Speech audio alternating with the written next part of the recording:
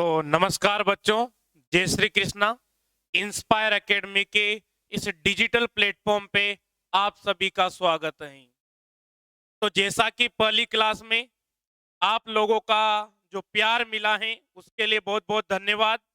और इसी तरीके का आपका प्यार आगे की सभी क्लासेज में बना रहना चाहिए, ऐसा हम आपसे एक्सपेक्ट करते हैं।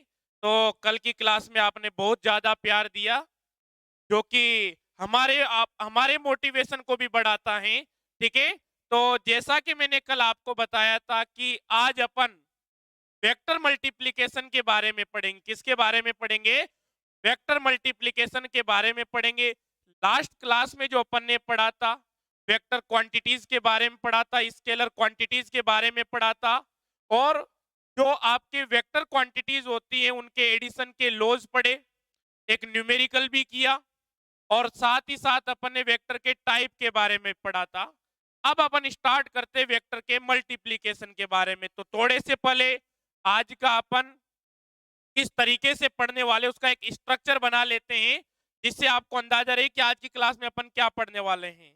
तो जो आज की अपनी क्लास होगी, इसमें अपन वेक्टर मल्टीप्लिकेशन के बारे में पढ़ेंगे। Multiplication of vector, multiplication of vector. तो वेक्टर का मल्टीप्लिकेशन किया जाएगा तो दो तरीके से किया जा सकता है। वेक्टर के साथ या तो स्केलर स्केलर क्वांटिटी से आप मल्टीप्लाई कर दीजिए। कोई भी ए वेक्टर दिया हुआ है, इस तरह में ए वेक्टर दिया हुआ, इसको मैंने कोई भी नंबर, नंबर का मतलब है स्केलर, कोई भी नंबर है एम से मल्टीप्लाई कर दिया। तो आप वेक्टर को स्केलर के साथ भी मल्टीप्लाई कर सकते हैं। तो यहां से क्या होगा? रिजल्टेंट एक नया वेक्टर आ जाएगा। क्या आ जाएगा भाई? एक नया रिजल्टेंट वेक्टर आ जाएगा, जिसकी डायरेक्शन तो वही होगी जो ए वेक्टर की डायरेक्शन है। बड़े ध्यान से सुनिएगा, उसकी डायरेक्शन वही होगी जो ए वेक्टर की डायरेक्शन है। बट जो आपका नया वेक्टर है, इसको मान लेते हैं बी वेक्टर। उस बी वेक्टर का जो मैग्नीट्यूड है वो ए वेक्टर के मैग्नीट्यूड से कितना गुना हो जाएगा भाई? एम गुना हो जाएगा। सर यहां तक कोई दिक्कत नहीं है, तो इस सिस्टम में तो हमें बिल्कुल भी समस्या नहीं है। बट सर जो ए वेक्टर है, अगर इसको हम किसी वेक्टर से मल्टीप्लाई करते हैं, जो आपका वेक्टर है अगर इसको किसी वेक्टर से मल्टीप्लाई किया जाता है तो दो डिफरेंट तरीके से यहाँ पे रिजल्ट आते हैं। अगर वेक्टर को वेक्टर से मल्टीप्लाई किया जाता है तो दो रिजल्ट आपको मिलते हैं। सर वेक्टर को वेक्टर से मल्टीप्लाई करते हैं तो आप ए वेक्टर डॉट बी वेक्टर भी कर सकते हैं, आप ए वेक्टर क्रॉस बी वेक्टर भी कर सकते हैं। दो प्रकार से आप दो वेक्टर को मल्टीप्लाई कर सकते हैं। या तो उन दोनों के बीच में आप डॉट ऑपरेशन अप्लाई कर दीजिए, या उन दोनों के बीच में आप क्या कर देंगे? क्रॉस ऑपरेशन अप्लाई कर देंगे। ठीक है। तो ये ए क्रॉस बी आ गया, A vector dot B vector आ गया। इसे आप किस नाम से जानते हैं? डॉट प्रोडक्ट या स्केलर प्रोडक्ट के नाम से जानते हैं। किस नाम से जानते हैं? डॉट प्रोडक्ट, या इसे आप स्केलर प्रोडक्ट भी कहते हैं। इसको आप क्या कहते हैं? क्रॉस ऑपरेशन है तो इसको क्रॉस प्रोडक्ट के नाम से जानते हैं। सर ये चीज तो हम जानते हैं, इसमें हमारा इंटरेस्ट नहीं है। हमारा इंटरेस्ट है कि सर जब आपने ए वेक्टर डॉट बी वेक्टर किया तो यहां से जो रिजल्टेंट क्वांटिटी आई, क्या वो स्केलर होगी, क्या वो वेक्टर होगी? हमारा इंटरेस्ट उसमें। तो ए जब आप दो वेक्टर का डॉट प्रोडक्ट करते हैं तो यहाँ पे जो आपको क्वांटिटी मिलती है वो कैसी क्वांटिटी मिलती है भैया? स्केलर क्वांटिटी मिलती है। एक नंबर मिलता है आपको। क्या मिलता है? एक नंबर मिलता है, एक संख्या मिलती है। और अगर आप ए वेक्टर क्रॉस बी वेक्टर करते हैं तो यहाँ पे आपको क्या मिलता है? एक रिजल्टेंट वेक्टर सी वेक्टर मिलेगा, जो क्या जिसकी जो डायरेक्शन होगी वो ए वेक्टर और बी वेक्टर से बनने वाले प्लेन के परपेंडिकुलर होगी। तो ध्यान से सुना आपने कि जब भी किसी वेक्टर को किसी वेक्टर से मल्टीप्लाई किया जाता है तो दो डिफरेंट तरीके हैं आपके पास, उनसे आप मल्टीप्लाई कर सकते हैं। दो वेक्टर के बीच में आप डॉट ऑपरेशन अप्लाई करेंगे तो आपको क्या मिलेगी? स्केलर क्वांटिटी मिलेगी।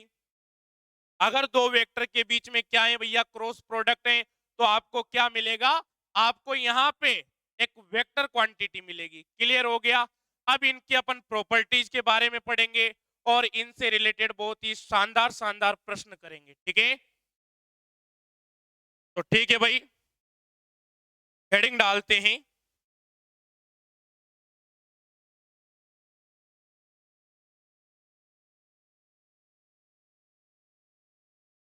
हेडिंग डालिए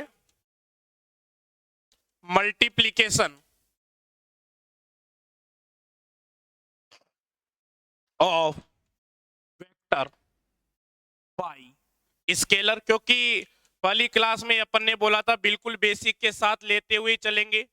जब आपके एक बार वेक्टर अलजेब्रा कंप्लीट हो जाएंगे तो आपको फील होगा कि आपको कितने अच्छे तरीके से वेक्टर अलजेब्रा आती है। ठीक है, तो बहुत ही डिटेल में पढ़ेंगे, बहुत ही बेसिक के साथ पढ़ेंगे, और जिस प्रकार का आपका सहयोग पहले वीडियो लेक्चर में मिला है उसी तरीके से आगे भी मिलते रहना चाहिए। जो भी आपके अपने दोस्त हैं जो वीडियो लेक्चर देख रहे हैं वो अपने दोस्तों को भी शेयर कर सकते हैं, जिससे उनको भी बेनिफिट हो, तो नई चीज उनको भी सीखने को मिले। तो ये भावना होनी चाहिए, ऐसा नहीं कि दोस्त को नहीं भेजेंगे वो भी सीख जाएगा। ऐसी आपके अंदर भावना होनी चाहिए कि आपके जितने भी नॉन है उनको आप ये वीडियो लेक्चर जरूर भेजिए, और अच्छा लगता है तो लाइक जरूर करें। ठीक है, आइए तो multiplication of vector by scalar, जैसा कि मैं आपको समझा चुका हूं, माफ कीजिएगा, जैसा कि मैं आपको समझा चुका हूं, मैंने आपको क्या बताया कि जब भी किसी वेक्टर को किसी नंबर या स्केलर से मल्टीप्लाई करते हैं तो एक नया वेक्टर आ जाता है, रिजल्टेंट फॉर्म में क्या आ जाता है, एक नया वेक्टर आ जाता है। और जो आपका न्यू वेक्टर होता है उसकी डायरेक्शन तो वही रहती है जो आपका वेक्टर है, बट उसका मैग्नीट्यूड चेंज हो जाता है। तो लिखते हैं यहाँ पे, if A is a vector and M is scalar, M is scalar, साथ के साथ लिखते चले, एम इज स्केलर, ब्रैकेट में लिख सकते हैं आप number, number, then M A vector will be a new vector, will be a new vector which direction which have which have same direction which have same direction as of a vector, but जो सबसे important बात है, but have but have magnitude m times of that of a vector. तो जो a vector का magnitude होगा उससे कितना टाइम होगा, m टाइम होगा, अर्थात ई डेस्ट आई डॉट ई डॉट। ठीक है, इसका मतलब होता है दैट मीन्स। ठीक है, तो आपने क्या कहा सर, हमने ये कहा कि एम ए वेक्टर जो होगा क्या होगा भाई, वेक्टर होगा। ठीक है, अगर आपको इसके एग्जाम्पल देखने हैं, अब देख लीजिए कितना बेसिक है, इससे ज्यादा बेसिक कुछ नहीं हो सकता। आपको मैंने पहले ही क्लास में कहा था कि बेसिक से पढ़ेंगे और टॉप लेवल तक लेके जाएंगे, इस बात की आप बिल्कुल भी चिंता ना करें। अभी तो अपन ने सिंपलेस्ट टॉपिक उठाए हैं, धीरे धीरे आप देखेंगे कि जैसे जैसे वेक्टर अलजेब्रा आगे बढ़ती जाएगी आप खुद प्राउड करेंगे कि बहुत ही शानदार तरीके से आप चीजें सीख पा रहे हैं। ठीक है, अगर ऐसा लिखा हुआ है m प्लस एन लिखा हुआ है, ए वेक्टर है, तो इसको क्या लिखा जा सकता है भाई, एम ए वेक्टर प्लस का एन ए वेक्टर लिखा जा सकता है भाई। अगर आपका m है, A vector plus B vector है, और इस पे क्या करें, आप एक स्केलर को मल्टीप्लाई कर रहे हैं तो आप इसको ऐसे लिख सकते हैं, एम ए वेक्टर प्लस का एम बी वेक्टर। इसमें कोई दिक्कत किसी बच्चे को नहीं होनी चाहिए, बहुत ही शानदार तरीके से आपको समझ में आ गया होगा। ठीक है, उतार लीजिए बच्चों तुरंत प्रभाव से, 1 मिनट में आप उतार लीजिए। तो लास्ट क्लास में आप कह रहे थे कि 1 सेकंड में उतार लीजिएगा, 1 सेकंड में तो सर पलक झपकाते ही 1 सेकंड हो जाता है, 1 सेकंड में कैसे उतारे। तो भावार्थ समझे कि मिनिमम 1 मिनट का समय आपको मिल रहा है। ठीक है, उतार लीजिए भाई तुरंत प्रभाव से।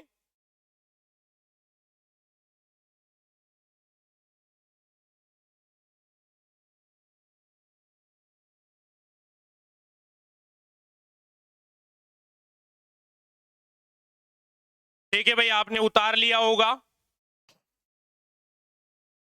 अब अपन दूसरा हेडिंग डालते हैं, जिसे आप क्या नाम से बोलते हैं? आपने प्रोडक्ट ऑफ वेक्टर के नाम से पढ़ा है, प्रोडक्ट ऑफ वेक्टर्स। आपको मैं प्रॉपर टाइम दूंगा बच्चों लिखने का भी, प्रोडक्ट ऑफ वेक्टर्स। और ऐसे नहीं लिखना चाहिए तो ओब्लिक लगा के लिख लीजिए भाई, प्रोडक्ट ऑफ वेक्टर्स। नहीं तो जैसा आपने multiplication of vector by scalar लिखा, ठीक उसी तरीके से आप लिख सकते हैं multiplication of vector by vector quantity. लिख लीजिए भाई, multiplication multiplication of vector, multiplication of vector by multiplication of vector by vector. इस प्रकार से भी लिखा जा सकता है, वेक्टर का वेक्टर से अपन मल्टीप्लीकेशन करेंगे। एक चीज मुझे ध्यान आ गई, कुछ बच्चे लास्ट जो अपनी पहला लेक्चर हुआ उसमें कुछ बच्चों की डिमांड थी कि सर आप कोऑर्डिनेट सिस्टम या हमें ग्राफ थ्योरी नहीं पढ़ाएंगे, तो मैं उनको वेक्टर अलजेब्रा में ही रिलेट करते हुए चलता हूं, इसलिए मैं ग्राफ थ्योरी भी आपको पूरी पढ़ाऊंगा। प्रत्येक तरीके का ग्राफ बनाना आपको आएगा, चाहे वो किसी भी तरीके का ग्राफ हो। अगर आपको फंक्शन दिया हुआ है तो आप उसका रफली प्लॉट कर सकते हैं, किस प्रकार से ग्राफ प्लॉट किए जाते हैं। लगभग 3 से 4 क्लास लगेगी, जिसमें मैं आपको सभी तरीके के ग्राफ पढ़ा दूंगा। आप उस बात की चिंता न कीजिए। आपको कोई भी टॉपिक अगर एक्स्ट्रा पढ़ना है तो जो मेरे व्हाट्सएप नंबर दिए हुए हैं आप उन पे भी मैसेज कर सकते हैं, या आप कमेंट बॉक्स में कमेंट भी कर सकते हैं, चॉइस आपकी है। ठीक है भाई। तो प्रोडक्ट ऑफ वेक्टर के बारे में मैंने आपको बताया कि प्रोडक्ट ऑफ वेक्टर दो प्रकार से होता है, एक तो स्केलर प्रोडक्ट होता है, एक वेक्टर प्रोडक्ट होता है। ठीक है, तो आइए लिखते हैं, समझा चुके हैं, प्रॉपर स्टेप बाय स्टेप लिखने की और बढ़ते हैं। ठीक है भाई, तो लिखते हैं भैया, जैसे मैं पढ़ा रहा हूं सेम टू सेम इसी तरीके से प्रॉपर नोट्स बनाइए भाई, नोटबुक उठाइए और जैसे जैसे मैं लिखाते जा रहा हूं सेम इसी पैटर्न में आपको अपने नोट्स बनाने हैं। ठीक है, फिर मैं आपसे आपके नोट्स मंगवाऊंगा। ठीक है, जिसके सबसे बढ़िया नोट्स होंगे उनको पब्लिक भी किया जाएगा विद नेम। ठीक है, तो आइए आगे बढ़ते हैं। द प्रोडक्ट लिखते हैं भाई, the product of two vectors. एकदम अच्छे तरीके से आपको प्रॉपर थ्योरी लिखाएंगे। The product of two vectors result in two different ways, in two different ways. दो तरीकों से इसका रिजल्ट आता है, कौन कौन सा? One is scalar, one is number. ऐसे लिखे, वन इज नंबर, ब्रैकेट में लिखेंगे scalar, and other is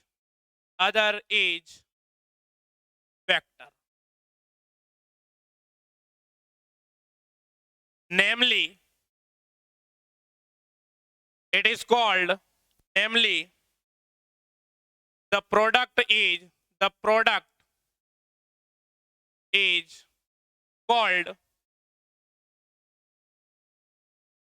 scalar and vector product, scalar and vector product respectively।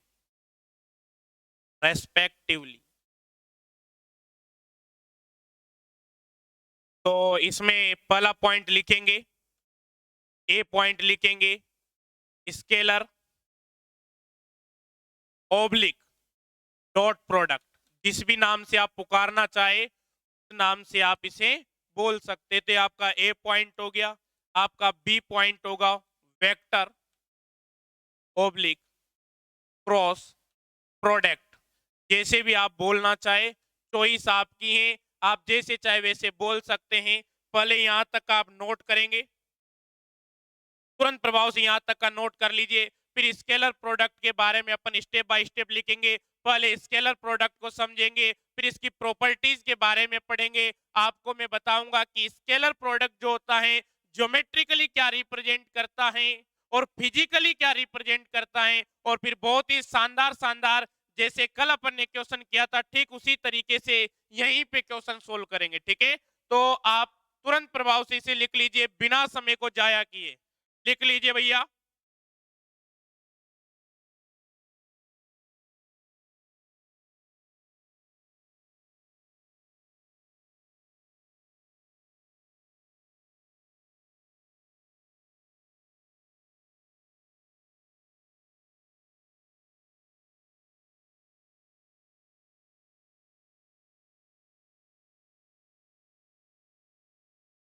ठीक है, तो लिख लिया होगा आपने। हेडिंग डालिए पहला ए ऑप्शन। ए हेडिंग डालेंगे स्केलर प्रोडक्ट, स्केलर प्रोडक्ट। तो प्रॉपर तरीके से देखते हैं कि स्केलर प्रोडक्ट क्या होता है। अपन क्या कर लेते, दो वेक्टर ले लेते ए और बी, और थीटा क्या है, उन दोनों वेक्टर के हेड या टेल के बीच का एंगल। तो A vector dot B vector को किस तरीके से डिफाइन किया जाता है, वो एक्सप्रेशन भी लिखेंगे किस तरीके से। A vector dot B vector बराबर ए का मैग्नीट्यूड बी का मैग्नीट्यूड cos थीटा लिखा जाता है। तो आइए लिखते हैं इसे। ठीक है, let two vectors let two vectors a and b and the theta be the ऐसे and theta be the angle and theta be the angle between their tails or heads। ठीक है, तो ये आपका ए वेक्टर हो गया, ये आपका बी वेक्टर हो गया, ये आपका ए वेक्टर हो गया, ये बी वेक्टर हो गया, और जो इन दोनों के बीच में एंगल है वो कितना हो गया, आपका थीटा हो गया। ठीक है, तो इस प्रकार से आप लिख सकते हैं, इसमें आपको कोई दिक्कत नहीं होनी चाहिए। यहाँ पे जो आप एंगल लेते हैं, कौन सा एंगल लेते हैं भैया, आप यहाँ पे मिनिमम एंगल लेंगे, इसे आप अक्यूट एंगल भी बोलते हैं, न्यून कोण जो होता है आपका। ठीक है, तो थीटा जो हमेशा लिया जाता है, तो जो थीटा छोटा होगा, जो स्मॉल होगा, वो आप लेंगे। ठीक है, इसमें किसी को कोई कंफ्यूजन नहीं होना चाहिए। आपने ए वेक्टर लिख दिया, ये बी वेक्टर लिख दिया, इन दोनों के बीच में एंगल थीटा डिफाइन कर दिया। देन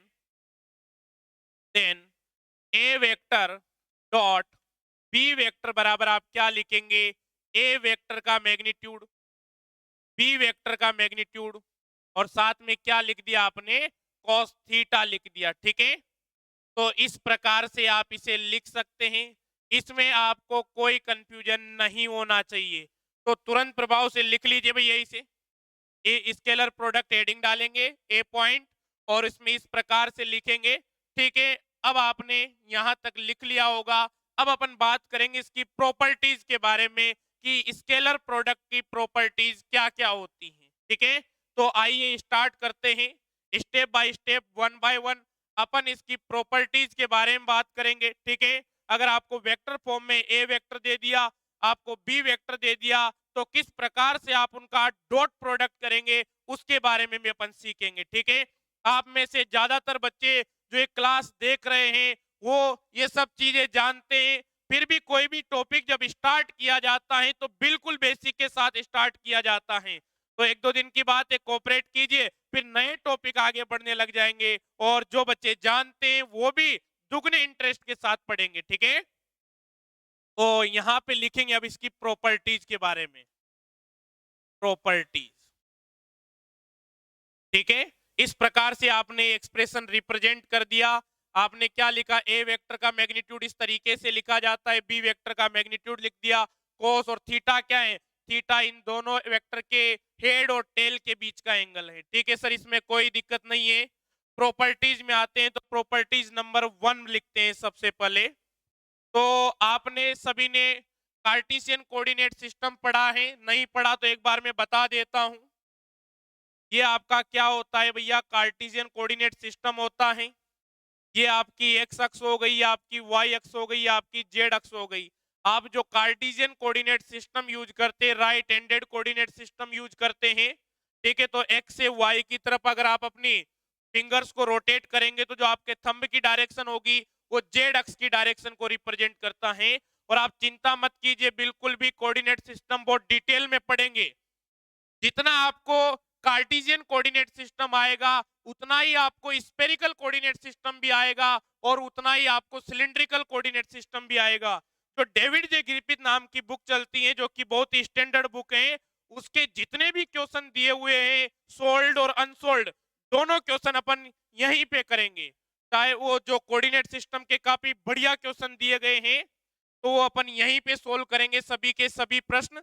पर उसके लिए आपको थोड़ा सा क्या रखना पड़ेगा, धैर्य रखना पड़ेगा, ठीक है। तो ये आपका एक्स एक्सिस हो गया, वाई एक्सिस हो गया, आपका जेड एक्सिस हो गया। आप क्या कहते हैं कि सर एक्स एक्सिस के अलोंग यूनिट वेक्टर जो डिफाइन होता है वो कितना होता है, आई केप होता है। वाई एक्सिस के along unit vector J cap होता है। जेड अक्ष के अलोंग जो यूनिट वेक्टर होता है के केप होता है, ठीक है। आप भी बना लीजिएगा डायग्राम साथ में, अभी समय दूंगा आपको, पहले समझते हैं, क्योंकि अपनी फर्स्ट प्रायोरिटी समझना और सेकंड प्रायोरिटी बहुत ही बढ़िया तरीके से शानदार नोट्स बनाना, ठीक है। तो फर्स्ट प्रायोरिटी अपनी है समझने की। अब अपन यहाँ पे क्या करेंगे, ये आई केप जे केप के केप क्या यूनिट वेक्टर है, यूनिट वेक्टर का जो काम होता है वो क्या होता है, मैंने आपको लास्ट क्लास में बताया था कि सर जो यूनिट वेक्टर होता है इसका मैग्नीट्यूड 1 होता है और ये केवल और केवल डायरेक्शन रिप्रेजेंट करने का काम करता है। कोई भी वेक्टर जो एक्स डायरेक्शन में है, अगर वो उसका मैग्नीट्यूड 2 है तो आप क्या लिख देंगे, 2 आई केप। वाई डायरेक्शन में है तो 2 जे केप, जेड डायरेक्शन में तो 2 के केप। आर्बिट्रेरी नंबर आप ले सकते हैं, आप ऐसा न कहे कि सर आपने 2 ही क्यों लिया, आप 3 क्यों लिए, तो आप 3 भी ले सकते हैं, ठीक है। आइए, तो ये आपका आई केप हो गया बेटा, ये आपका जे केप हो गया, ये आपका के केप हो गया, ठीक है।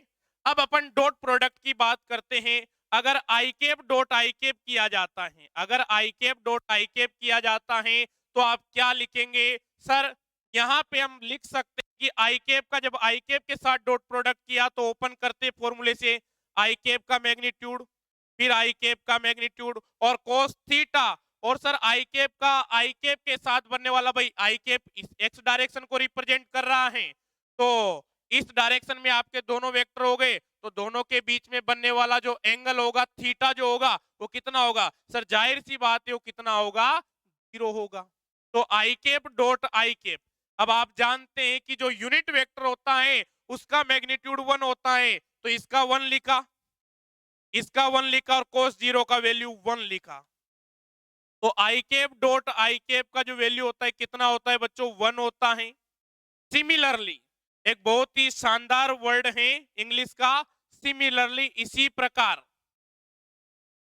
जे केप डॉट जे केप बराबर K cap dot K cap, इसका वैल्यू भी कितना होगा, 1 ही होगा। क्या मैं ऐसा लिख सकता हूं या नहीं लिख सकता, आप कहेंगे सर आप बिल्कुल ऐसा लिख सकते हैं, इसमें कोई डाउट नहीं है। ये तो आपने इतना लिख दिया, ठीक है। आइए आगे चलते हैं। If I cap dot J cap की बात कर ली जाती है, किसकी, I cap dot J cap की बात कर ली जाती है, तो इसको क्या कर देते हैं, ओपन कर देते हैं और आइए लिखते हैं। सर हम तो एक ही तरीका जानते हैं और डॉट प्रोडक्ट का फॉर्मूला जानते हैं, ठीक है। तो आपने क्या लिखा बेटा, आई केप का मैग्नीट्यूड लिखा, फिर आपने क्या लिखा, जे केप का मैग्नीट्यूड लिखा, और सर आई केप एक्स अक्ष के अलोंग यूनिट वेक्टर हैं और सर जे केप जो है वो वाई अक्ष के अलोंग यूनिट वेक्टर हैं, और सर हम जानते हैं कि जो एक्स एक्सिस होती हैं, जो वाई एक्सिस होती हैं, दोनों एक दूसरे से क्या होती हैं, परपेंडिकुलर होती है, ऑर्थोगोनल होती हैं, एक दूसरे से 90 डिग्री के एंगल पे होती हैं। तो सर यहाँ पे क्या लिखेंगे, कोस और 90। सर हमने ट्रिग्नोमेट्री में पढ़ा है कि कोस 90 जो होता है इसकी वैल्यू क्या होती है, 0 होती है। तो आई केप डॉट जे केप का जो वैल्यू हो गया वो कितना हो जाएगा भाई, 2 हो जाएगा। सर इस बात में कोई कंफ्यूजन नहीं है, कहीं भी कंफ्यूजन आए कमेंट बॉक्स में कमेंट कर दीजिएगा। नेक्स्ट डे आपका वो जो क्वेश्चन है, जो आपकी क्वेरी है, वो लाइव इसी क्लास में ही डिस्कस कर ली जाएगी, ठीक है। नो प्रॉब्लम, यहां तक आपने लिख लिया। आइए आगे बढ़ते हैं। सिमिलरली फिर अप्लाई करते हैं। सिमिलरली अब आप क्या लिखेंगे, जे केप डॉट के केप, इस आई केप डॉट जे केप लिखा, जे केप डॉट के केप लिखा और के केप डॉट आई केप लिखा, इनका भी वैल्यू क्या होगा, 0 होगा। और जो आपने लिखा, आप अब आप में से कुछ स्टूडेंट एमएससी के होंगे, कुछ बीएससी के होंगे, 11th-12th का तो जाहिर सी बात है कोई भी स्टूडेंट नहीं होगा। तो बड़े ध्यान से आप सुनिएगा मेरी बात कि जब आपका स्टैंडर्ड बढ़ जाता है तो इनको लिखने का तरीका भी बदल जाता है थोड़ा सा। इनको एक साथ एक ही लाइन में अगर आपको एब्रीविएटेड फॉर्म में लिखना है तो आप किस प्रकार से लिखेंगे, आइए उसके बारे में बात करते हैं। इसके बारे में उसके बारे में बात करते हैं कि इनको एक साथ किस प्रकार से लिखा जाए। ठीक है, तो आइए लिखते हैं बच्चों। तो क्रोनेकल डेल्टा जो आपकी टेंसर क्वांटिटी होती है उसका यूज करते हुए अपन इनको लिखेंगे कि किस प्रकार से क्रोनेकल डेल्टा एक टेंसर का कोफिशिएंट होता है। आप टेंसर जब पढ़ेंगे, अगर आपकी डिमांड रही, आपको लगता है कि नहीं सर टेंसर भी आप पढ़ाइए, तो लास्ट में प्रोबेबिलिटी के साथ में टेंसर भी पढ़ा दिए जाएंगे। डिपेंड करता है आपकी चॉइस क्या है। आपकी डिमांड पे बहुत कुछ पढ़ा देंगे, चिंता की कोई आवश्यकता नहीं है। बस बशर्ते कंडीशन अप्लाई हो गई, आपका जो प्यार प्रेम है वो बहुत ज्यादा मिलना चाहिए। क्योंकि मैं मेहनत करूं तो मजा तभी आता है जब दोनों पक्षों से मेहनत हो। ठीक है, आइए तो इसको एब्रीविएटेड फॉर्म में लिखते हैं। तो एब्रीविएटेड फॉर्म में जैसे लिख दिया मैंने डेल आई जे। क्या लिख दिया मैंने भाई? डेल आई जे। इसको इस प्रकार से लिखा जा सकता है। तो इसकी जो वैल्यू होती है इसको, इसकी या तो वैल्यू 1 होती है जो क्रोने, इसको बोलते हैं आप क्रोनेकर डेल्टा। यहां पे लिख लीजिए, इसको बोलते हैं आप क्रोनेकर डेल्टा। क्रोनेकर डेल्टा लिख लीजिएगा। इसको जो ये सिंबल आपने लिखा है ये क्या है? क्रोनेकर डेल्टा है।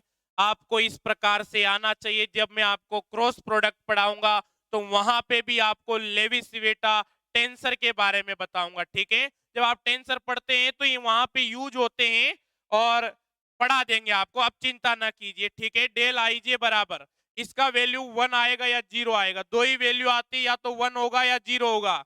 यहाँ पे इस डेल्टा के जो आपका सब स्क्रिप्ट है, डेल्टा का जो पदांक है, यहाँ पे अगर जो लिखे हुए सिंबल हैं, अगर आई के बराबर क्या होता है? जे केप होता है।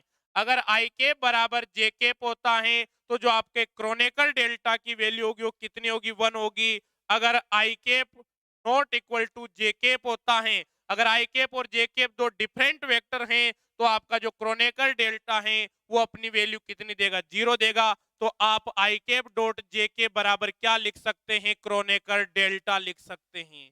ये बात मुझे लगता है बहुत ही शानदार तरीके से आपको समझ में आ गई होगी। आपको अगर यहाँ पे ये आई कैप जे के मैंने ऐसे ही लिखा है, आप चाहे तो जनरलाइज जे कैप डॉट के कैप लिख दीजिए, के कैप डॉट आई कैप लिख दीजिए, वो कोई मैटर नहीं है, वो कोई इश्यू नहीं है। ठीक है, यहाँ पे जो लिखे जाएंगे अगर ये दोनों टर्म सेम हैं तो यहाँ पे इसको ऐसे लिख दिया जाएगा, वैल्यू 1 आ जाएगी। ये दोनों डिफरेंट हैं तो वैल्यू कितनी आ जाएगी? 0 आ जाएगी। That's all. इस तरीके से इसको एब्रीवेटेड फॉर्म में लिखा जाता है। ठीक है, तो एक बार आप यहाँ तक नोट कर लीजिए क्योंकि बहुत लंबा हो जाएगा आपको नोट करवाना फिर। तो स्केलर प्रोडक्ट से आप एक बार नोट कर लीजिए और क्रोनेकल डेल्टा तक मैं 1 मिनट का समय दूंगा जिसमें आपको ये नोट करना है बच्चों। ठीक है, समय बहुत ज्यादा जरूरी है और आपको अपना कीमती समय जाया नहीं करना है। ठीक है, उतार लीजिए, उतारिए यहाँ तक। ये बना लीजिएगा कार्टेशियन कोऑर्डिनेट सिस्टम जो मैंने बनाया हुआ है, तुरंत प्रभाव से इसे बना लीजिए। ठीक है, साइड में हो गए जिससे आपको देखने में कोई समस्या यहाँ पे ना आए। ये तो कुछ कहेंगे सर आप तो बोर्ड के यहीं तो खड़े हो जाते हैं, लिखे कैसे? आपके पीछे का फिर कैसे देके आगे पीछे बैक करना पड़ता है, तो दिक्कत ना ले।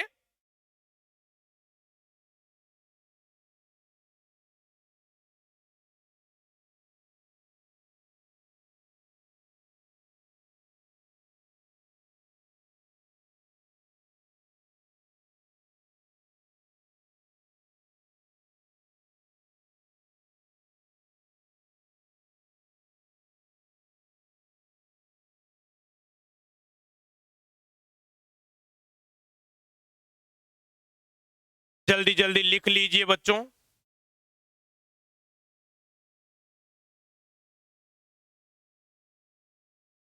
जगह बना लिए आपके सामने खड़े रहने के लिए। ठीक है, ये आपकी फर्स्ट प्रॉपर्टी हो गई है, ठीक है। और ये प्रॉपर्टीज आपको ध्यान रखनी है, बहुत ज्यादा यूजफुल होती है, बार बार काम आती हैं।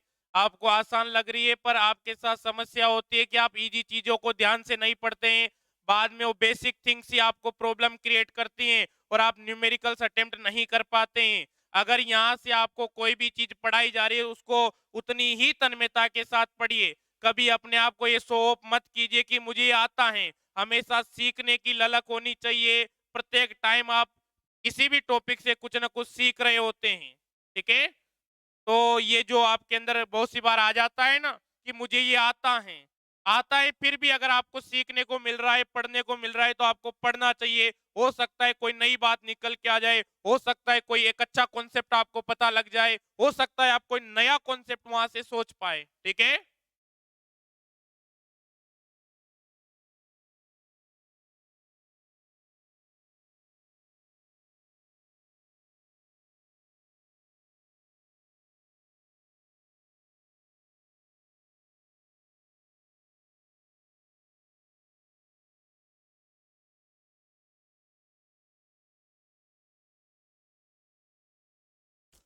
तुरंत लिख लीजिए भाई, ठीक है।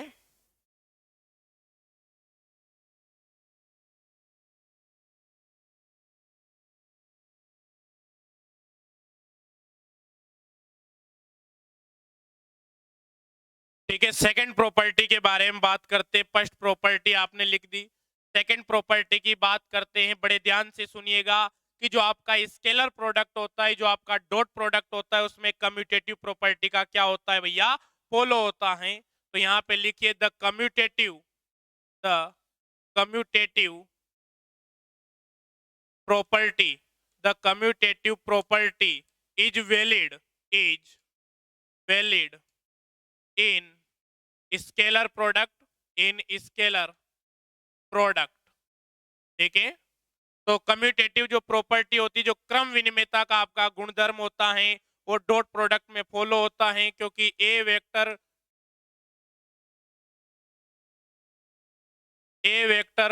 डॉट बी वेक्टर बराबर क्या लिखा जा सकता है, B vector dot A vector लिखा जा सकता है। मुझे नहीं लगता कि इसके प्रूफ देने की जरूरत है। किसी को लगता है नहीं सर आप तो प्रूव कराइए, तो देख लीजिए। लेफ्ट हैंड साइड बराबर आपने क्या लिया, ए वेक्टर डॉट बी वेक्टर ले, इसको क्या लिख सकते हैं, ए वेक्टर का मैग्नीट्यूड बी वेक्टर का मैग्नीट्यूड। दो वेक्टर आपके दिए हुए हैं भैया, इनके बीच में एंगल थीटा है। ये ए वेक्टर हो गया, ये बी वेक्टर हो गया, ठीक है। यहाँ पे क्या लिख दिया आपने, कोस थीटा लिख दिया, ठीक है। तो A vector dot B vector बराबर, यहाँ पे मैं बी वेक्टर भाई मैग्नीट्यूड है, इसको आगे लिख सकता हूँ, तो मैंने क्या लिख दिया, बी वेक्टर। फिर लिख दिया मैंने A vector cos theta. Scalar number है, स्केलर को आगे पीछे लिखने से कोई फर्क नहीं पड़ता, ये बात आप जानते हैं, ठीक है। 2 × 3 करे या 3 × 2 करे, बात एक ही है, ठीक है। तो इसको मैं क्या लिख सकता हूं, ए वेक्टर डॉट बी वेक्टर लिखा हुआ है, किसका फॉर्मूला दिख रहा है सर, इसे बी वेक्टर डॉट हम ए वेक्टर लिख सकते हैं, हैंस प्रूव्ड, ठीक है, इति सिद्धम। तो यहाँ पे सेकंड प्रॉपर्टी आप लिख सकते हैं, तुरंत प्रभाव से लिख लीजिए इसे, the commutative property is valid in scalar product. और ये आपको पता होनी चाहिए। और जबकि कम्यूटेटिव प्रॉपर्टी क्रॉस प्रोडक्ट में फॉलो नहीं होती है, तो आपको जब भी आप इनके बारे में देखें तो अपने आप क्रॉस प्रोडक्ट के रिलेट हो जाना चाहिए, तो मजा है फिजिक्स पढ़ने का, ठीक है। बच्चों फिजिक्स पढ़ना भी अपने आप में आर्ट है, बहुत ही प्यारा सब्जेक्ट है फिजिक्स। अगर आपको फिजिक्स पढ़ने में मजा नहीं आता है तो इसमें जाहिर सी बात है कि आपको या तो सिखाने वाला सही नहीं रहा, से भी आप शुरुआत में फिजिक्स पढ़े, या फिर उन्होंने बहुत अच्छा पढ़ाया आपने कभी इंटरेस्ट ही नहीं लिया, ठीक है। दोनों में से एक बात तो रही होगी। तो बहुत इंटरेस्टिंग सब्जेक्ट है, हर चीज के पीछे यहाँ पे लॉजिक होता है। ये इस प्रकार से आपने लिख लिया। अब थर्ड प्रॉपर्टी की बात करते हैं, किसकी बात करते हैं, थर्ड प्रॉपर्टी की बात करते हैं। जिस सीक्वेंस में मैं लिखवा रहा हूं जरूरी नहीं कि आप भी इसी सीक्वेंस में याद रखें, आपको प्रॉपर आइडिया होना चाहिए कि डॉट प्रोडक्ट की प्रॉपर्टीज क्या होती है, ठीक है। तो इफ ए वेक्टर बराबर a1 i के, ऐसे लिखिए, ax i के प्लस का ay जे के प्लस का az के। मैंने क्या किया, एक ए वेक्टर लिया और उसको इस तरीके से लिख दिया, एंड बी वेक्टर बराबर मैंने क्या लिख दिया, B X I cap plus का B Y J cap plus का मैंने क्या लिख दिया भैया, B Z K cap. Sir यहाँ पे तो आपने जेड अलग बना दिया, यहाँ पे अलग बना दिया, तो भाई सेम ही बना देते हैं, चिंता ना करे। तो आपने ए वेक्टर लिख दिया इस प्रकार से, बी वेक्टर लिख दिया इस प्रकार से। यहाँ पे जो आपका वेक्टर है कार्टेशियन कोऑर्डिनेट सिस्टम में लिखा गया है कंपोनेंट फॉर्म में। आपने एक्स कंपोनेंट लिख दिया वेक्टर का, आपने वाई कंपोनेंट लिख दिया, आपने जेड कंपोनेंट लिख दिया, और ठीक इसी प्रकार आपने बी के लिए लिख दिए। देन बड़े ध्यान से देखिए, ए वेक्टर डॉट बी वेक्टर बराबर, बच्चों में कोई ऐसी एक्स्ट्रा फालतू बातें, मजाक की बातें यहाँ पे नहीं करूंगा। मेरा पूरा का पूरा फोकस रहेगा कि जितना भी आपका टाइम यूटिलाइज करूं उसमें मैक्सिमम चीजें आपको प्रोवाइड कराता रहूं, ठीक है। तो आपने लिखा ए वेक्टर डॉट बी वेक्टर बराबर, यहाँ पे क्या लिखा जाएगा, ए एक्स आई के प्लस का ए वाई जे के प्लस का ए जेड के केप लिखा जाएगा, साथ में डॉट प्रोडक्ट लिखा जाएगा। क्या लिखा जाएगा, साथ में डॉट प्रोडक्ट लिखा जाएगा। और बी एक्स आई के, इसमें तो कुछ भी नया नहीं, वही यहां से उठा उठा के रख रहे हैं वैल्यूज को। बी वाई जे के प्लस का कितना आ जाता है, बी जेड के केप आ जाता है, ठीक है। तो इस प्रकार से आपने लिख दिया। आपने पहली प्रॉपर्टी क्या पढ़ी है कि आई केप का आई केप के साथ डॉट प्रोडक्ट कितना होगा, 1 होगा। आई केप का जे केप के साथ डॉट प्रोडक्ट कितना होगा, आप कहेंगे सर 0 होगा। जे केप का के केप के साथ डॉट प्रोडक्ट कितना होगा, आप कहेंगे सर 0 होगा, ठीक है, कोई दिक्कत नहीं है। तो आई कैप का डॉट प्रोडक्ट करेंगे अपन आई कैप के साथ, तो कितना आएगा, 1 आएगा। आई कैप का आप डॉट प्रोडक्ट करेंगे किसके साथ, जे कैप के साथ, तो कितना आएगा, 0 आएगा। आप आई कैप का डॉट प्रोडक्ट करेंगे के कैप के साथ, तो कितना आएगा, 0 आएगा। क्लियर है। इसी प्रकार से जब आप जे कैप का आई कैप के सॉरी बच्चों, पहले कहा था मैंने पहली क्लास में कि ठंड का मौसम है तो बीच बीच में डिस्टरबेंस आ सकती है, इसलिए हम पहले ही समा चाहते हैं, ठीक है। तो जे कैप का आई कैप के साथ अगर डॉट प्रोडक्ट किया जाता है बच्चों, तो कितना आएगा, 0 आएगा। जे कैप का जे कैप के साथ 1 होगा, जे कैप का के कैप के साथ 0 होगा। के कैप का आई कैप के साथ 0 होगा, के कैप का जे कैप के साथ 0 होगा, के कैप का के कैप के साथ 1 होगा। तो आइए लिखते हैं, A vector dot B vector बराबर, अब आई कैप डॉट आई कैप लिख दे, बाकी 0 हो गया तो बाकी को क्यों लिखे, ए एक्स बी एक्स प्लस क्या लिख सकते हैं, ए वाई बी वाई प्लस क्या लिख सकते हैं, ए जेड बी जेड लिख सकते हैं, ठीक है। इस प्रकार से लिखा जा सकता है। ये आपकी क्या हो गई भैया, थर्ड प्रॉपर्टी हो गई। मुझे नहीं लगता इसमें आपको कोई कंफ्यूजन होना चाहिए, कोई कंफ्यूजन इसमें नहीं होना चाहिए। इसको तुरंत प्रभाव से आप लिख लीजिए, एक एक प्रॉपर्टी को साथ के साथ लिखते हुए चलेंगे जिससे आपको प्रॉब्लम ना आए। प्रॉपर आप लिखते रहे, फिर बर्डन बढ़ जाता है, फिर खड़े रहो, इसको स्क्रीन को अप डाउन करते रहो, स्क्रॉल करते रहो। इससे बढ़िया है कि एक एक प्रॉपर्टी को साथ के साथ ही लिखते हुए चलते हैं, ठीक है भाई। तो लिख लीजिए इसको तुरंत प्रभाव से, साइड में हट जाते हैं भाई, लिख लीजिए।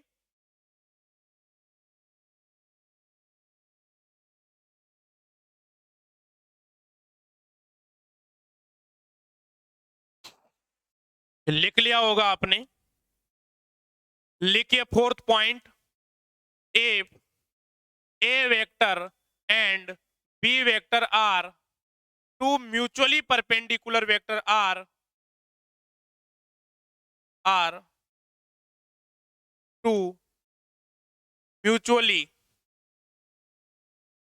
परस्पर लंबवत, म्यूचुअली परपेंडिकुलर, डायरेक्ट आप टू परपेंडिकुलर वेक्टर भी लिख सकते हैं। If A vector and B vector are two mutually perpendicular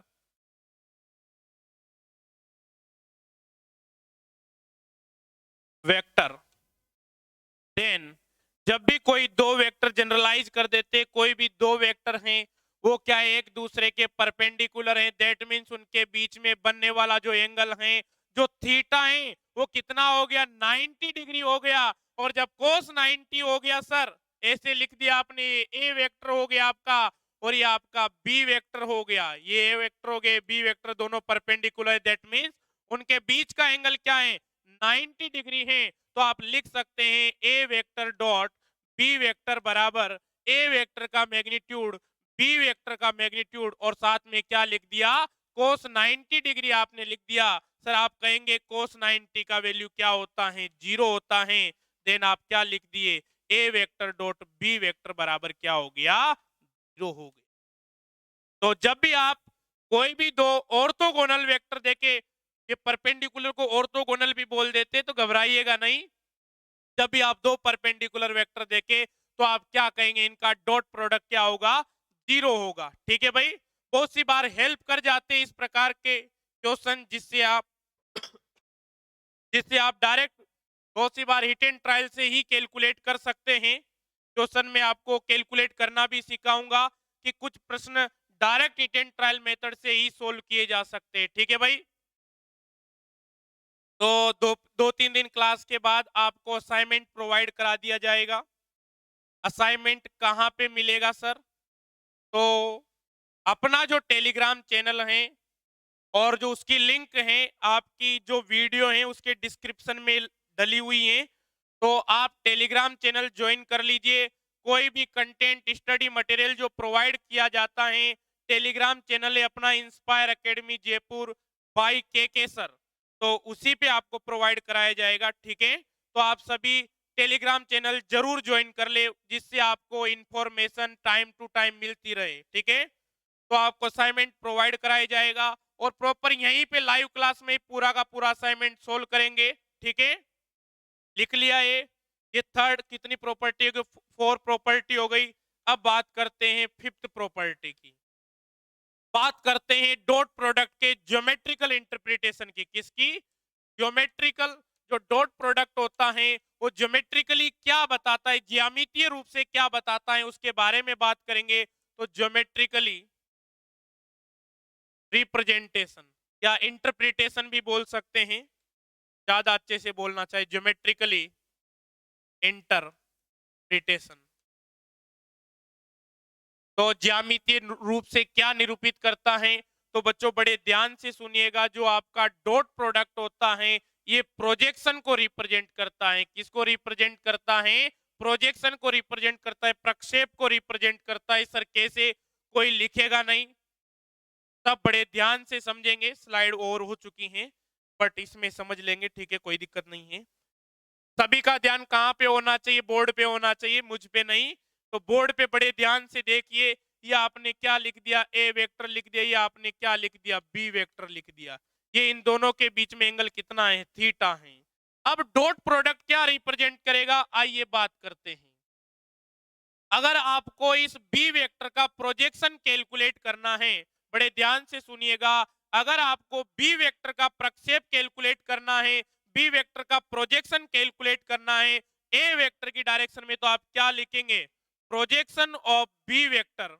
देखिए projection of B vector in the in the direction of A vector.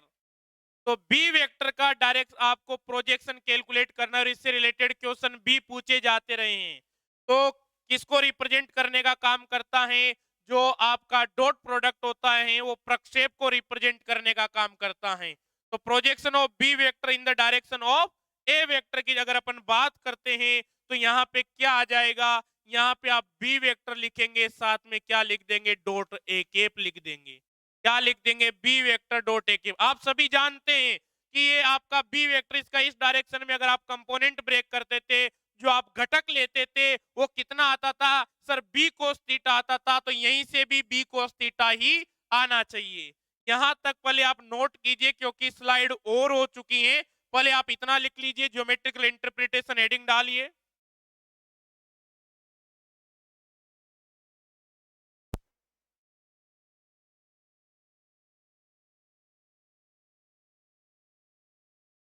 इसको लिख लीजिए भाई तुरंत प्रभाव से यहां तक। ठीक है, फिर आगे बढ़ेंगे अपन। तो लिख लीजिए भैया। नेक्स्ट स्लाइड चूज करते हैं।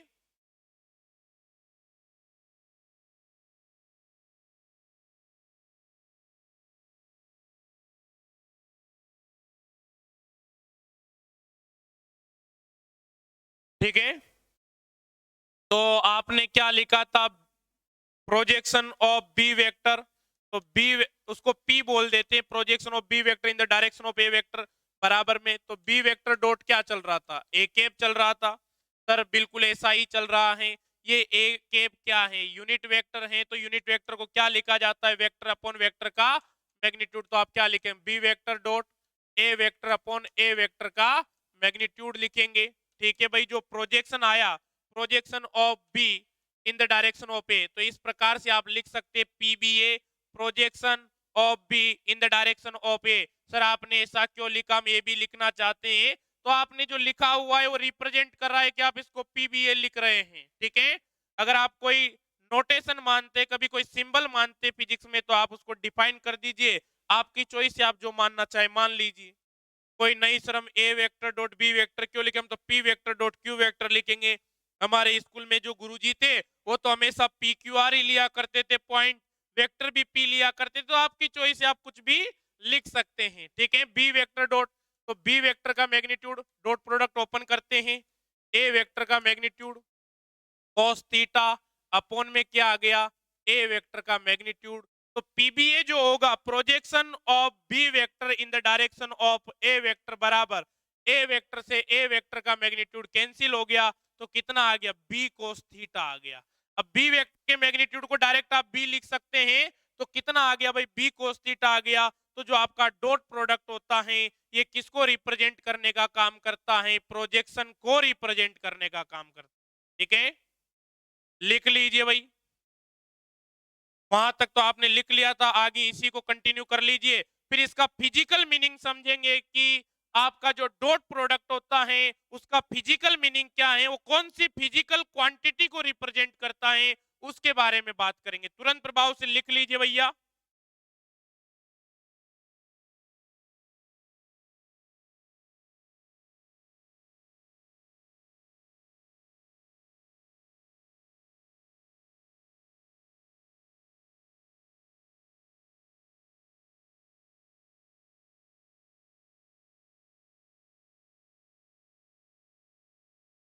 लिख लिया होगा आपने। सिक्स्थ पॉइंट हेडिंग डालेंगे। सिक्स प्रॉपर्टी पढ़ते हैं, फिजिकल मीनिंग। अगर आपको स्पीड ज्यादा लगती है या कम लगती है तो कमेंट करके आप बता सकते हैं। स्पीड को कम ज्यादा कर देंगे, अपने ही हाथ की बात है। आपको मजा आना चाहिए क्योंकि आपकी अपनी क्लास है। जैसा आप चाहेंगे ठीक उसी तरीके से पढ़ा देंगे। अगर आपकी चाहे नहीं सर बहुत टफ लेवल से डायरेक्ट पढ़ाइए तो वैसा भी पढ़ा सकते हैं। ठीक है, कोई दिक्कत अपने को नहीं है। अपन जो वेक्टर कैलकुलस में जो अपन डिफरेंशियल कैलकुलस और इंटीग्रल कैलकुलस पढ़ेंगे, उनको काफी ग्रेट डिटेल में पढ़ेंगे। आपको प्रत्येक क्वेश्चन जो मैं इंटीग्रल कैलकुलस का कराऊंगा, स्फेरिकल कोऑर्डिनेट सिस्टम में करना सिखाऊंगा। ज्यादातर जो टीचर होते हैं कार्टेशियन कोऑर्डिनेट सिस्टम में कन्वर्ट करके प्रॉब्लम कराते हैं। बट अब आप एमएससी और बीएससी के स्टूडेंट हैं, तो इतना तो आपसे एक्सपेक्ट किया ही जाना चाहिए कि प्रत्येक प्रॉब्लम को आप किस में करें। जो स्पेरिकल से जल्दी हो सकती है उसको स्पेरिकल से ही करने की कोशिश करें, जो सिलेंड्रिकल से जल्दी हो सकती है उसको सिलेंड्रिकल से ही करने की कोशिश करें। ना कि सर हमें तो कार्टेशियन आता है, हम नया सीखना ही नहीं चाहते। ठीक है, तो आइए सिक्स प्रॉपर्टी की बात करते हैं। अगर अपन एक वेक्टर क्या ले लेते हैं? एफ वेक्टर ले लेते हैं।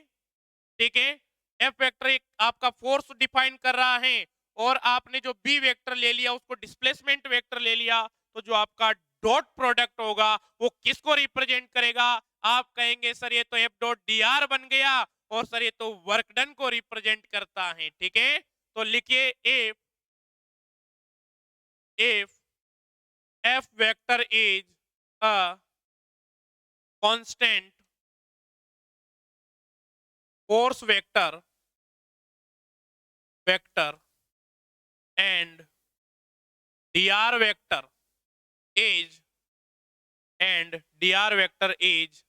the displacement vector is the displacement vector, then the dot product, अब आप अपनी भाषा में इसको लिख सकते हैं, जरूरी नहीं आप बुक की लैंग्वेज लिखे, आपको खुद को आनी चाहिए, इस तरीके से लिखे, आपका मोटिव होना चाहिए समझना, फिर यहाँ पे लिखना तो आप अपने एक्सप्रेशन को रिप्रेजेंट कर रहे हैं, ठीक है। तो then the dot product of both vectors, दोनों वेक्टर का जो अदिश गुणनफल होगा, जो स्केलर प्रोडक्ट होगा, the dot product of both vector represents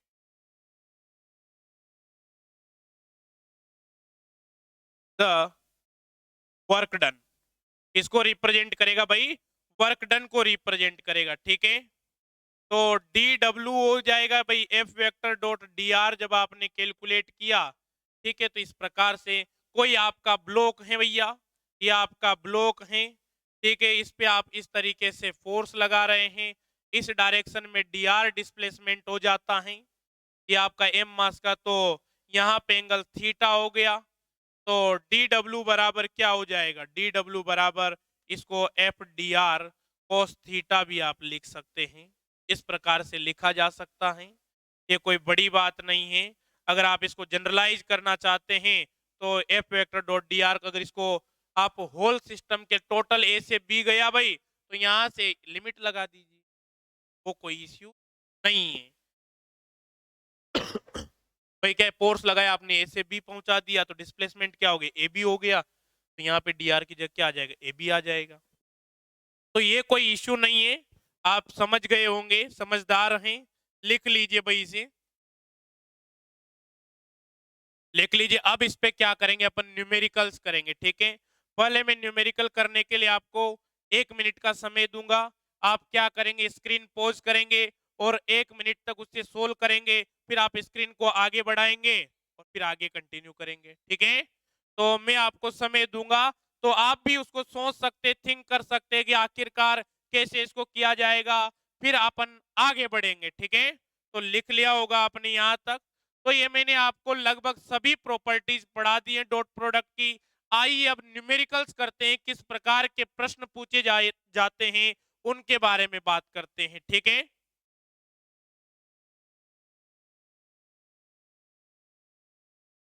ठीक है बच्चों, तो बड़े ध्यान से प्रश्न को देखिए, आपको क्या दिया हुआ है क्वेश्चन में, ध्यान से देखिएगा। If A vector plus B vector plus C vector बराबर 0 दिया हुआ है आपको, 3 वेक्टर है, उनका सम किसके इक्विवेलेंट दिया हुआ है, 0 के इक्विवेलेंट दिया हुआ है। फिर आपको ए का मैग्नीट्यूड 3 दिया हुआ है, बी का मैग्नीट्यूड 5 दिया हुआ है, सी का मैग्नीट्यूड कितना दिया हुआ है भैया, माइनस का 7 दिया हुआ है। सर इसमें कोई दिक्कत नहीं है। Then the angle between A vector and B vector is, तो आपको ए वेक्टर और बी वेक्टर के बीच का एंगल बताना है, ठीक है। आइए सोल्व करते हैं, बहुत ही इंटरेस्टिंग क्वेश्चन है। तो ये A vector plus B vector plus C vector बराबर क्या दिया हुआ है आपको, 0 दिया हुआ है, ठीक है सर कोई दिक्कत नहीं है। तो आइए इसको क्या लिख सकते हैं, A vector plus B vector बराबर माइनस का सी वेक्टर लिख सकते हैं। सर इसमें कोई दिक्कत नहीं है, क्या कर देंगे, स्क्वायर ले देंगे, on taking square, on taking square, square ले दिया अपन ने दोनों पक्षों का, या फिर मल्टीप्लाई कर दीजिए, जैसे भी आप करना चाहे। तो स्क्वायर लेंगे तो क्या होगा, A vector plus B vector dot A vector plus B vector लिखा जाएगा। भाई A vector plus B vector का होल स्क्वायर को ऐसे ही लिखेंगे, यहाँ माइनस तो प्लस हो जाएगा स्क्वायर होते ही, और सी वेक्टर का स्क्वायर आएगा तो इसको क्या लिख देंगे, सी वेक्टर डॉट सी वेक्टर, इसी प्रकार से लिखा जाएगा। सर इसमें किसी को कोई समस्या नहीं है। बच्चों A vector dot A vector क्या बनेगा, ए स्क्वायर बनेगा, A vector dot B vector बन गया भैया, कोई दिक्कत नहीं है, प्लस का B vector dot A vector बन गया, और B vector dot B vector क्या बनेगा, प्लस का बी स्क्वायर बनेगा। बहुत ही बढ़िया प्रश्न है। यहाँ पे सी वेक्टर डॉट सी वेक्टर क्या बन गया, सी स्क्वायर बन गया, किसी को कोई कंफ्यूजन इसमें नहीं होना चाहिए, ठीक है भाई। इस प्रकार से आपने लिखा हुआ है, A vector dot B vector बराबर क्या होता है, B vector dot A vector होता है। मैंने सेकंड प्रॉपर्टी आपको पढ़ाई जिसमें कहा है कि जो आपका डॉट प्रोडक्ट होता है, जो आपका स्केलर प्रोडक्ट होता है, ये किसका फॉलो करता है, ये कम्यूटेटिव प्रॉपर्टी का फॉलो करता है। तो आप क्या लिखेंगे, इनको एक तरफ कर दीजिए। तो यहाँ पे 2a vector dot B vector बराबर सी स्क्वायर माइनस का ए स्क्वायर माइनस का बी स्क्वायर आ गया। आइए सर इसको भी ओपन करते, क्योंकि आपको तो एंगल में इंटरेस्ट है, और एंगल कब आएगा, जब आप डॉट प्रोडक्ट के एक्सप्रेशन को क्या करेंगे, ओपन करेंगे। तो यहां से दो ए वेक्टर का मैग्नीट्यूड बी वेक्टर का मैग्नीट्यूड कॉस थीटा बराबर आप क्या लिख सकते हैं, सी स्क्वायर माइनस का ए स्क्वायर माइनस का बी स्क्वायर आपने लिख दिया। यहां तक मुझे नहीं लगता किसी भी बच्चे को कोई दिक्कत होनी चाहिए। क्या करेंगे, कोस थीटा के अलावा जो टर्म्स हैं उनको नीचे क्या कर देंगे, डिवाइड कर देंगे। सर अब तो सोल्व हो गया क्वेश्चन, कोई दिक्कत ही नहीं है। तो कोस थीटा बराबर सी स्क्वायर माइनस का ए स्क्वायर माइनस का B square upon 2a vector का मैग्नीट्यूड बी वेक्टर का मैग्नीट्यूड, इस प्रकार से लिख दिया जाता है। देन कोस थीटा बराबर, अब इसकी वैल्यू रख देते हैं। तो सी का मैग्नीट्यूड कितना दिया हुआ है, 7 दिया हुआ है, तो भैया 49 लिखिए, माइनस का ए स्क्वायर, ए का मैग्नीट्यूड कितना दिया हुआ है भाई, ए का जो मैग्नीट्यूड है 3 दिया हुआ है, और बी का मैग्नीट्यूड 5। ठीक है, तो ए के मैग्नीट्यूड का स्क्वायर मतलब 3 का स्क्वायर 9, माइनस बी के मैग्नीट्यूड का स्क्वायर कितना है, बी का मैग्नीट्यूड 5 है, तो ये 25 आ जाता है अपॉन 2। ए का मैग्नीट्यूड कितना दिया हुआ है सर, 3 दिया हुआ है, तो बी का मैग्नीट्यूड कितना दिया हुआ है सर, 5 दिया हुआ है। तो कोस थीटा की जो वैल्यू आएगी वो बराबर आ जाएगी भाई, तो यहां से 15 आ गया अपॉन ये कितना हो गया भाई, 2 मल्टीप्लाई 3 मल्टीप्लाई बाई 5 30 आ गया भाई ये। तो 15 अपॉन 30 कोस थीटा की जो वैल्यू आ जाती है वो कितनी आ जाती है भैया, 1/2 आ जाती है। कितनी वैल्यू आ जाती है, 1/2 वैल्यू आ जाती है। और आप जानते हैं थीटा की कौन सी वैल्यू पे 1/2 वैल्यू आती है, आप कहेंगे सर अगर थीटा की वैल्यू π/3 हो तो कोस π/3 की वैल्यू कितनी होती है, 1/2 होती है। स्टेप बाय स्टेप नोट कर लीजिए, बहुत ही शानदार प्रश्न है बच्चों, लिख लीजिए तुरंत प्रभाव से।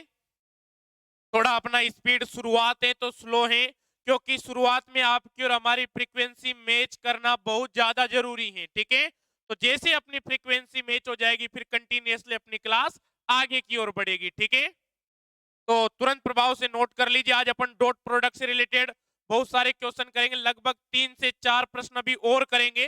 ठीक है, फिर आपको मैं असाइनमेंट के माध्यम से भी काफी सारे क्वेश्चंस कराऊंगा। तो ये इंस्पायर का स्ट्रक्चर है पढ़ाने का, पहले प्रॉपर नोट्स लिखवाते हैं, फिर आपको प्रॉपर क्वेश्चन करवाते हैं यहाँ पे प्रैक्टिस के लिए, फिर आपको असाइनमेंट दिया जाएगा जिसे इंस्पायर प्रैक्टिस सीट के नाम से, आईपीएस के नाम से जाना जाता है। तो बहुत ही शानदार असाइनमेंट देंगे, और आपको सोल्व करने के लिए 2 से 3 दिन का समय भी देंगे। फिर यहीं पे इसी क्लास में उसको क्या करेंगे, डिस्कस करेंगे इसी तरीके से। ठीक है, तो बहुत ही मजेदार रहने वाला है सेशन, बस आप अच्छे से प्रिपरेशन करें, अच्छे से पढ़ाई करें और इसको लिखते रहिए। तो सी ऑप्शन क्या हो जाएगा भैया, करेक्ट हो जाएगा। ठीक है, तो लिख लीजिए भाई, यहां तक लिख लिया होगा, बहुत अच्छा प्रश्न है। फिर नेक्स्ट क्वेश्चन की बात करेंगे, थर्ड क्वेश्चन की बात करेंगे बेटा।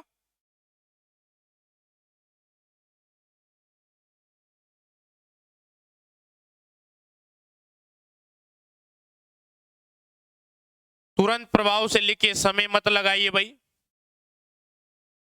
और जल्द आपकी लाइव क्लासेस चालू कर देंगे।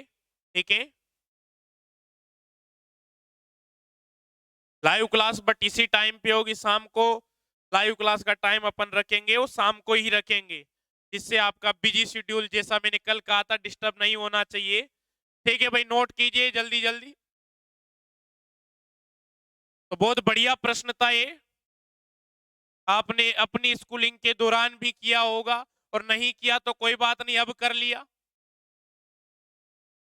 तो आपको क्या आता और क्या नहीं आता इस बात से कोई फर्क नहीं पड़ता, CSIR, नेट और IIT जेम, गेस्ट, जेस्ट, TIFR, जितने भी ये कॉम्पिटिटिव एग्जाम है, इनके सिलेबस में जितने भी टॉपिक हैं उनको अपन बहुत डिटेल में पढ़ेंगे और जीरो से पढ़ेंगे। तो आपको मेरी क्लास में कभी भी ये फील नहीं होगा कि सर मैंने वो नहीं पढ़ा हुआ था तो समझ में नहीं आया। ठीक है, लिख लीजिए भैया।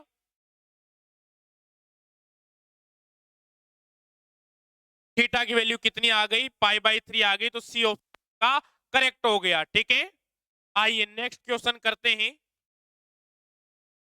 प्ले करते हैं क्वेश्चन को।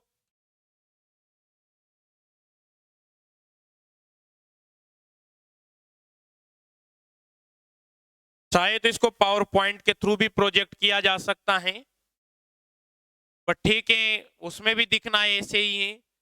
ठीक है, तो पावर पॉइंट के थ्रू भी प्रोजेक्ट कर सकते हैं, बट वो एक साथ जब क्वेश्चन कराएंगे तो पावर पॉइंट के थ्रू प्रोजेक्ट कर देंगे, वो कोई बड़ी बात नहीं है। ठीक है, आपको खूब बड़ा बड़ा दिख रहा होगा। क्या लिखा हुआ है थर्ड क्वेश्चन में? If A vector and B vector, if A vector and B vector, यहाँ पे 1 की जगह आर कर लीजिए। यहाँ पे लिखा हुआ है are, are 2 unit vectors and theta not equal to 0। भाई ए वेक्टर और बी वेक्टर क्या है? 2 यूनिट वेक्टर हैं, ये करेक्शन कर लीजिएगा भाई। ठीक है, ठीक है, थीटा नॉट इक्वल टू आपको 0 दिया हुआ है। The angle between them, theta not equal to 0 क्या है? इनके ए और बी के बीच का, मतलब यहाँ पे ध्यान से देखिए, आपका क्या हो गया? ए वेक्टर हो गया, ये आपका बी वेक्टर हो गया, और थीटा इनके बीच का एंगल है। तो इनमें से कौन सा ऑप्शन करेक्ट होगा? तो आप इसमें से A vector plus B vector का मैग्नीट्यूड निकाल लीजिए। एक बार आप ए वेक्टर माइनस बी वेक्टर का मैग्नीट्यूड निकाल लीजिए और दोनों में से एक ऑप्शन आ जाएगा। अब यहाँ पे जैसा कि इस क्वेश्चन में ही प्रोजेक्ट किया गया है कि इसका ऑप्शन क्या है? सी ऑप्शन करेक्ट है, तो पहले ए माइनस बी निकाल लेते हैं। ए प्लस बी आपका अपना होमवर्क होगा, जैसा कि मैंने कहा था। एक बार इसको कैलकुलेट कीजिए और पता कीजिए क्या सी ऑप्शन आ रहा है क्या। 1 मिनट का समय है, तो मैं तो यहाँ समय दूंगा नहीं, तो आप क्या करेंगे? स्क्रीन पॉज करेंगे और 1 मिनट का टाइमर लगा लेंगे और इसको प्रॉपर सोल्व करेंगे, फिर देखेंगे कि इसमें क्या चीजें आपको नहीं आती हैं। ठीक है, तो आपका समय शुरू होता है अब। ठीक है, तो आपने सोल्व किया होगा बच्चों। आइए अब मैं करवाता हूं। तो A vector minus B vector को किस तरीके से लिखा जाता है, आइए देखते हैं। ठीक है, तो A vector minus B vector के मैग्नीट्यूड का क्या कर देते हैं? स्क्वायर कर देते हैं। 1 मिनट।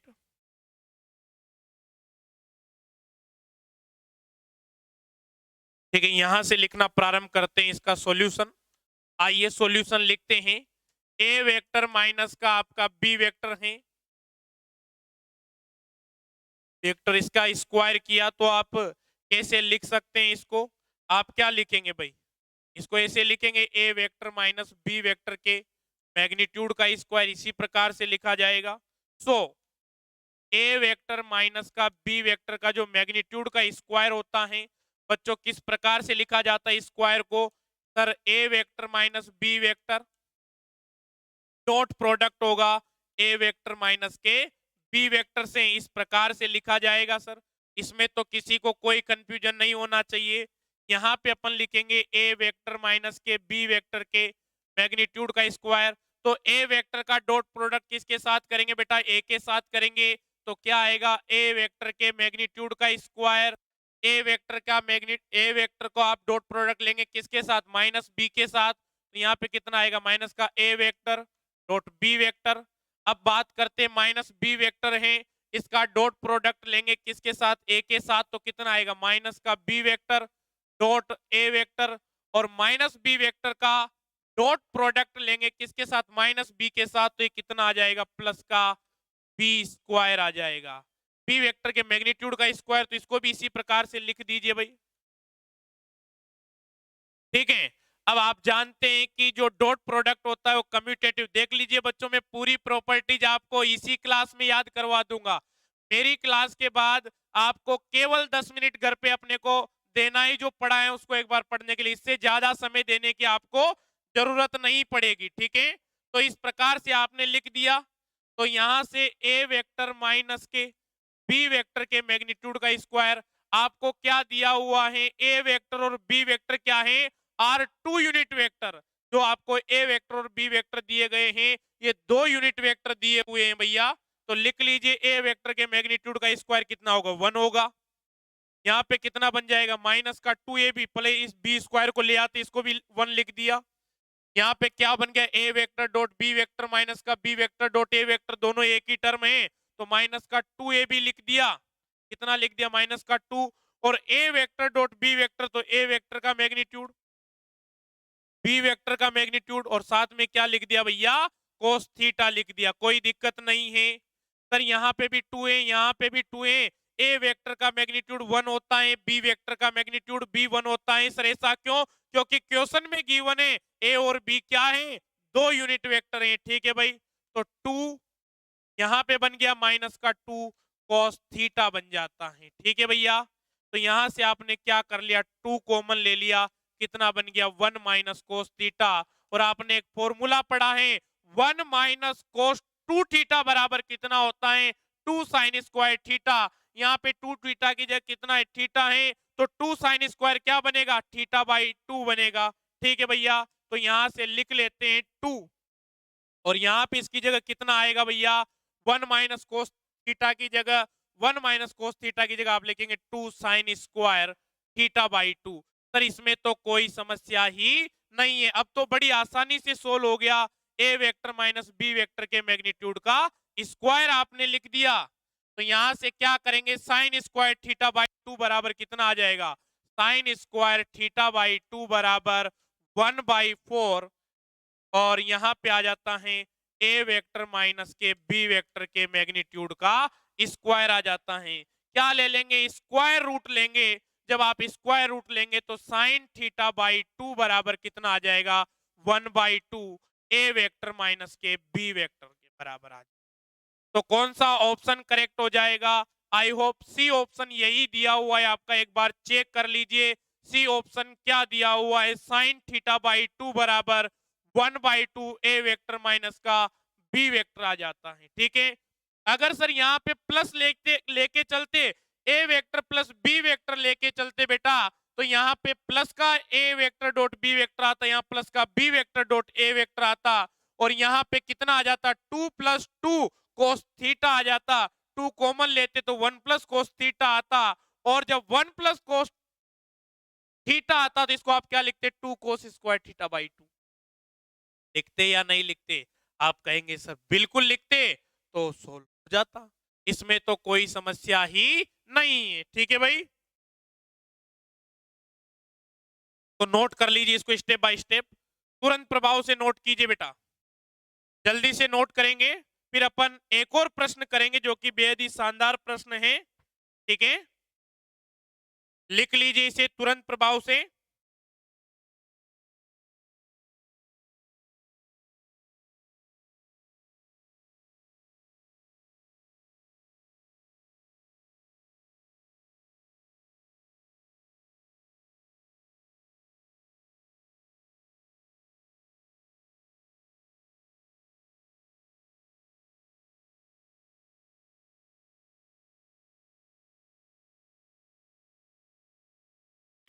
ठीक है, तो आपने नोट कर लिया होगा भाई।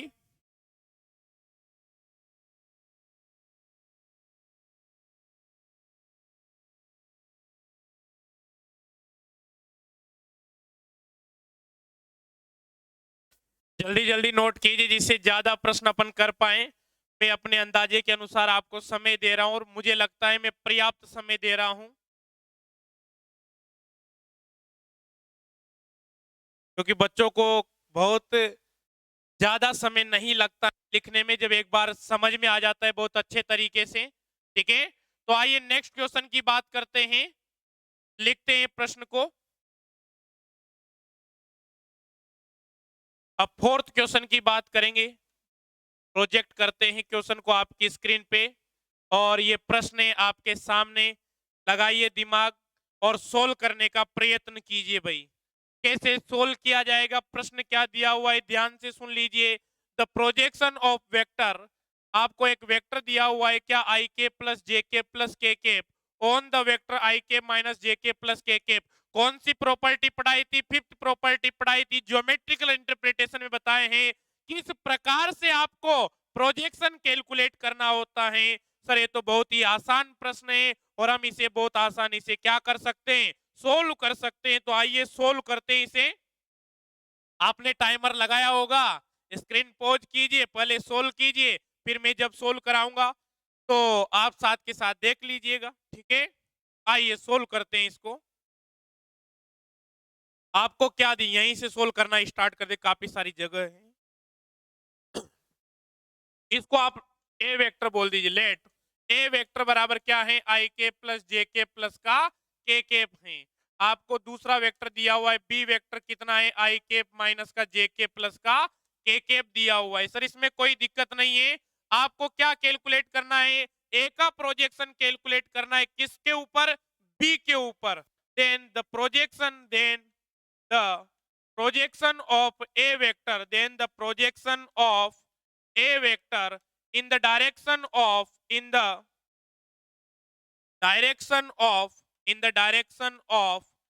b vector. तो b वेक्टर की डायरेक्शन में आपको क्या कैलकुलेट करना है, a वेक्टर का प्रोजेक्शन कैलकुलेट करना है। तो किस प्रकार से लिखा जाएगा, मैंने पहले ही समझा दिया था। a वेक्टर का आपको क्या करना है, प्रोजेक्शन कैलकुलेट करना है, तो पहले लिखेंगे किसकी डायरेक्शन में कैलकुलेट करना है, बी वेक्टर की डायरेक्शन में कैलकुलेट करना है। तो क्या लिखेंगे, जिसकी डायरेक्शन में कैलकुलेट करना होता है उसका यूनिट वेक्टर लिखा जाता है। सर अब तो बिल्कुल भी कंफ्यूजन नहीं है, अब तो हम बड़ी आसानी से सोल्व कर सकते। तो आपने क्या प्रोजेक्शन कैलकुलेट किया, किसका, ए का, किसकी डायरेक्शन में, बी की डायरेक्शन में। तो लिख लीजिए भैया, ए वेक्टर क्या है, आई के प्लस का जे के प्लस का के के। सर यहाँ पे बी केप को क्या लिखा जाएगा, बी केप को बी वेक्टर अपॉन बी का मैग्नीट्यूड लिखा जाएगा। तो बी वेक्टर लिखिए बेटा, बी वेक्टर क्या है एक बार देख लेते हैं, I cap minus J cap plus K cap. क्या है भैया, आई केप माइनस का जे केप प्लस का के केप। और इसका मैग्नीट्यूड लेंगे तो क्या स्क्वायर रूट में लिखेंगे, आई केप के मैग्नीट्यूड का स्क्वायर प्लस जे केप के मैग्नीट्यूड का स्क्वायर प्लस के केप के मैग्नीट्यूड का स्क्वायर। सॉरी, के केप के कोफिशिएंट का, गलत बोल दिए, थोड़ा सा करेक्ट कीजिए। आई केप के कोफिशिएंट का स्क्वायर प्लस जे केप के कोफिशिएंट का स्क्वायर प्लस के केप के कोफिशिएंट का स्क्वायर। यहाँ पे आई केप, जे केप और के केप के कोफिशिएंट कितने, 1 है बेटा, ठीक है, यहाँ तक कोई दिक्कत नहीं है। ये कितना हो गया, सर बड़ी बात हो गई, तो 1 प्लस 1 प्लस 1 कितना हो गया, 3 हो गया। तो अपॉन में कितना लिख देंगे, √3 लिख देंगे, √3 लिख दिया आपने। आई केप का आई केप के साथ डॉट प्रोडक्ट सर 1 होता है, बाकी के साथ 0 होता है। जे केप का जे केप के साथ 1 होता है, बाकी के साथ क्या होता है सर, 0 होता है। के केप का के केप के साथ 1 होता है, बाकी के साथ क्या होता है बेटा, 0 होता है। तो आई केप का आई केप के साथ 1, जे केप का जे केप के साथ 1 होगा, और माइनस साइन है तो -1, और के केप का के केप के साथ कितना होता है बेटा, +1 होगा, बाकी का 0 होगा। एक बार फिर बता देता हूं, आई केप का आपने आई केप के साथ किया तो कितना आया, 1 आया। जे केप और के केप के साथ किया, 0 आया। जे केप का आई केप के साथ किया तो 0 आया, जे केप का जे केप के साथ किया तो -1 आया, और के केप का आई केप के साथ 0, जे केप के साथ 0, बट के केप का के केप के साथ 1 आया, ठीक है बेटा। तो पी ए बी जो होगा, projection of A in the direction of B, कितना हो जाएगा भैया, 1 से 1 कैंसिल हो जाएगा तो 1/3 आ जाएगा। तो उतार लीजिए भैया, कौन सा ऑप्शन करेक्ट हो जाएगा, बी ऑप्शन आपका करेक्ट हो जाएगा। स्टेप बाय स्टेप नोट कीजिए और तुरंत प्रभाव से उतार लीजिए भाई से, ठीक है। थोड़ा सा छोटा कर देते हैं, अब प्रॉपर आप उतार पाएंगे तो उतार लीजिए। फिर एक और प्रश्न करेंगे, बहुत ही शानदार प्रश्न, ठीक है।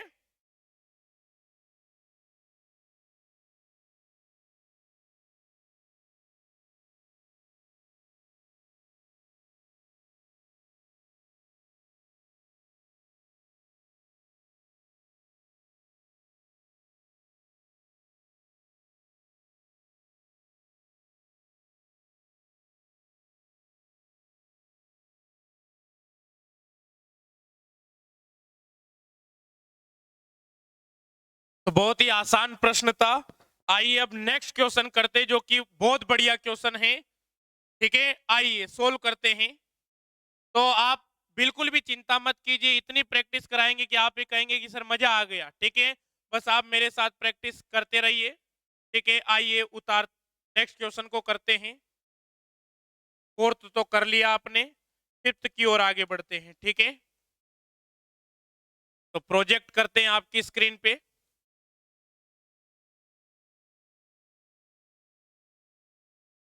ठीक है, काफी बड़ा हो गया, कोई दिक्कत नहीं है, आराम से आपको दिखेगा।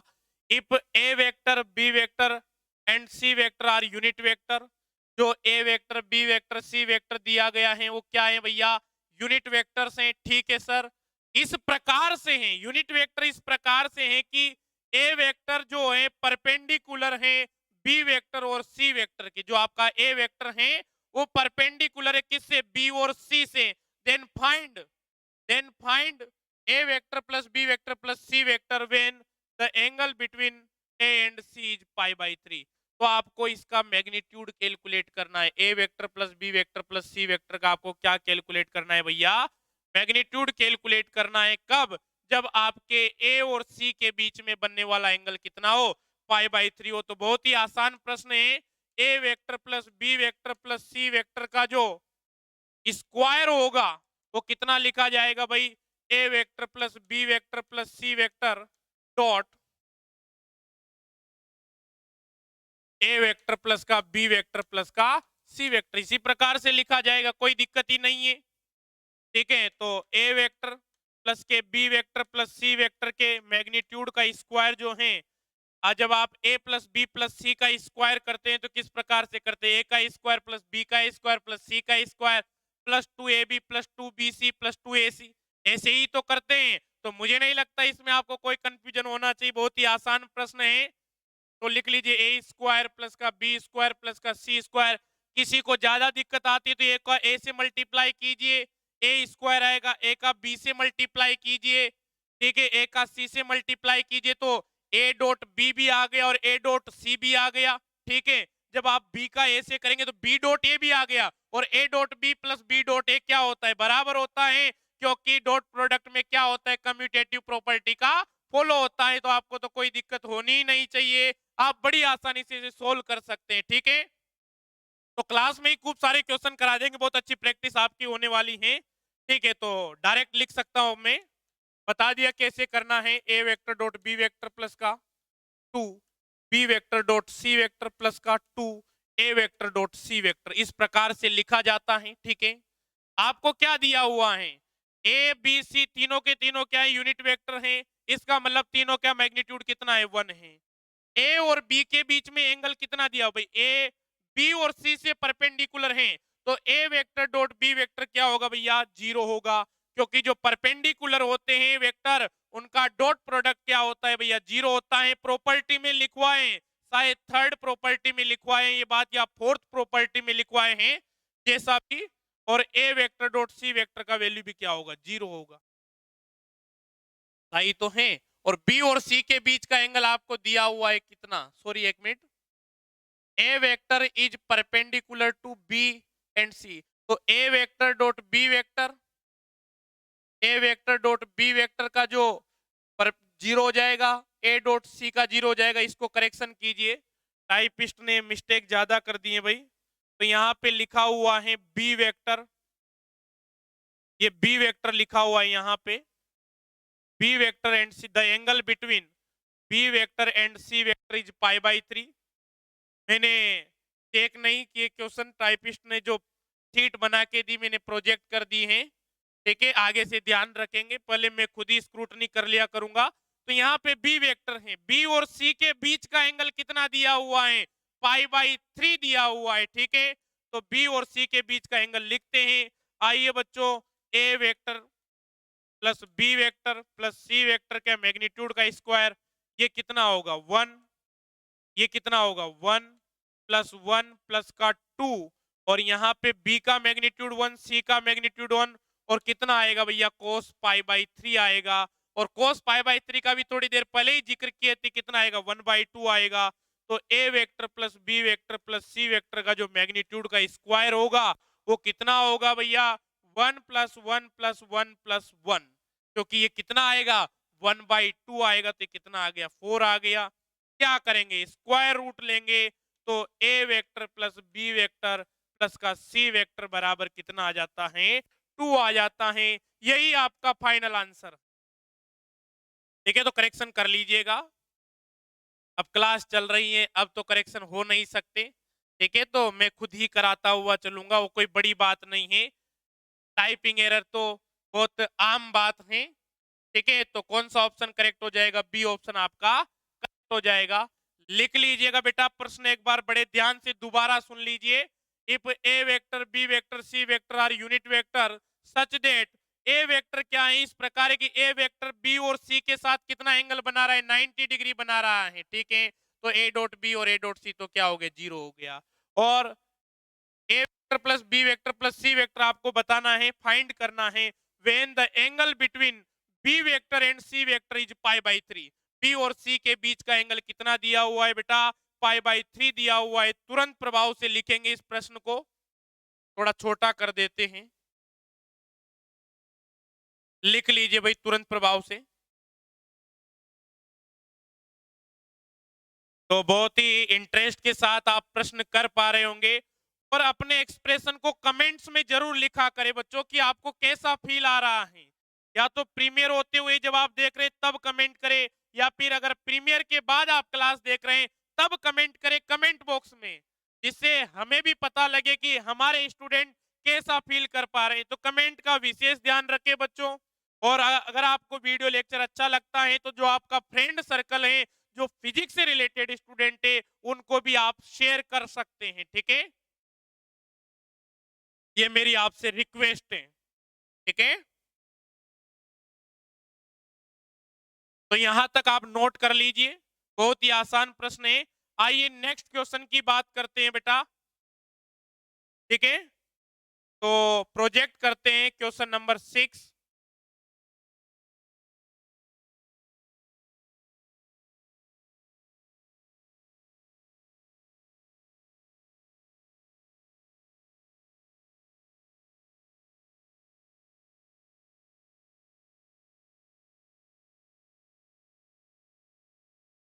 लिख लीजिए प्रश्न को आप तुरंत प्रभाव से। तो ये प्रश्न है, find the angle between the vectors 4ik plus J K plus 3k cap and 2ik plus 2j cap minus का k केप। तो आपको दो वेक्टर दिए हुए हैं और उनके बीच में क्या कैलकुलेशन करनी है, उनके बीच में एंगल की कैलकुलेशन करनी है। तो बहुत ही शानदार प्रश्न है, आइए सोल्व करते हैं बच्चों। ठीक है, तो आपको ए वेक्टर क्या दिया हुआ है, लेट ए वेक्टर दिया हुआ है आपको 4ik प्लस का जे के प्लस का 3k केप, और जो आपका बी वेक्टर है आपको कितना दिया हुआ है, 2ik प्लस का 2j केप, और आपको दिया हुआ है माइनस का k केप। तो मैंने आपको बताया था इस प्रकार का जब सिचुएशन आ जाता है तो क्या करना है, मैंने आपको सेकंड नहीं थर्ड प्रॉपर्टी यही बताई थी। तो आप देख सकते हैं प्रत्येक प्रॉपर्टी से मैं आपको क्या करवा रहा हूं, क्वेश्चन करवा रहा हूं। ठीक है, तो बड़े ध्यान से देखिए बच्चों, यहाँ पे लिखिए ए वेक्टर डॉट बी वेक्टर बराबर क्या होगा, ए वेक्टर का मैग्नीट्यूड बी वेक्टर का मैग्नीट्यूड कितना हो जाएगा, कोस थीटा हो जाएगा।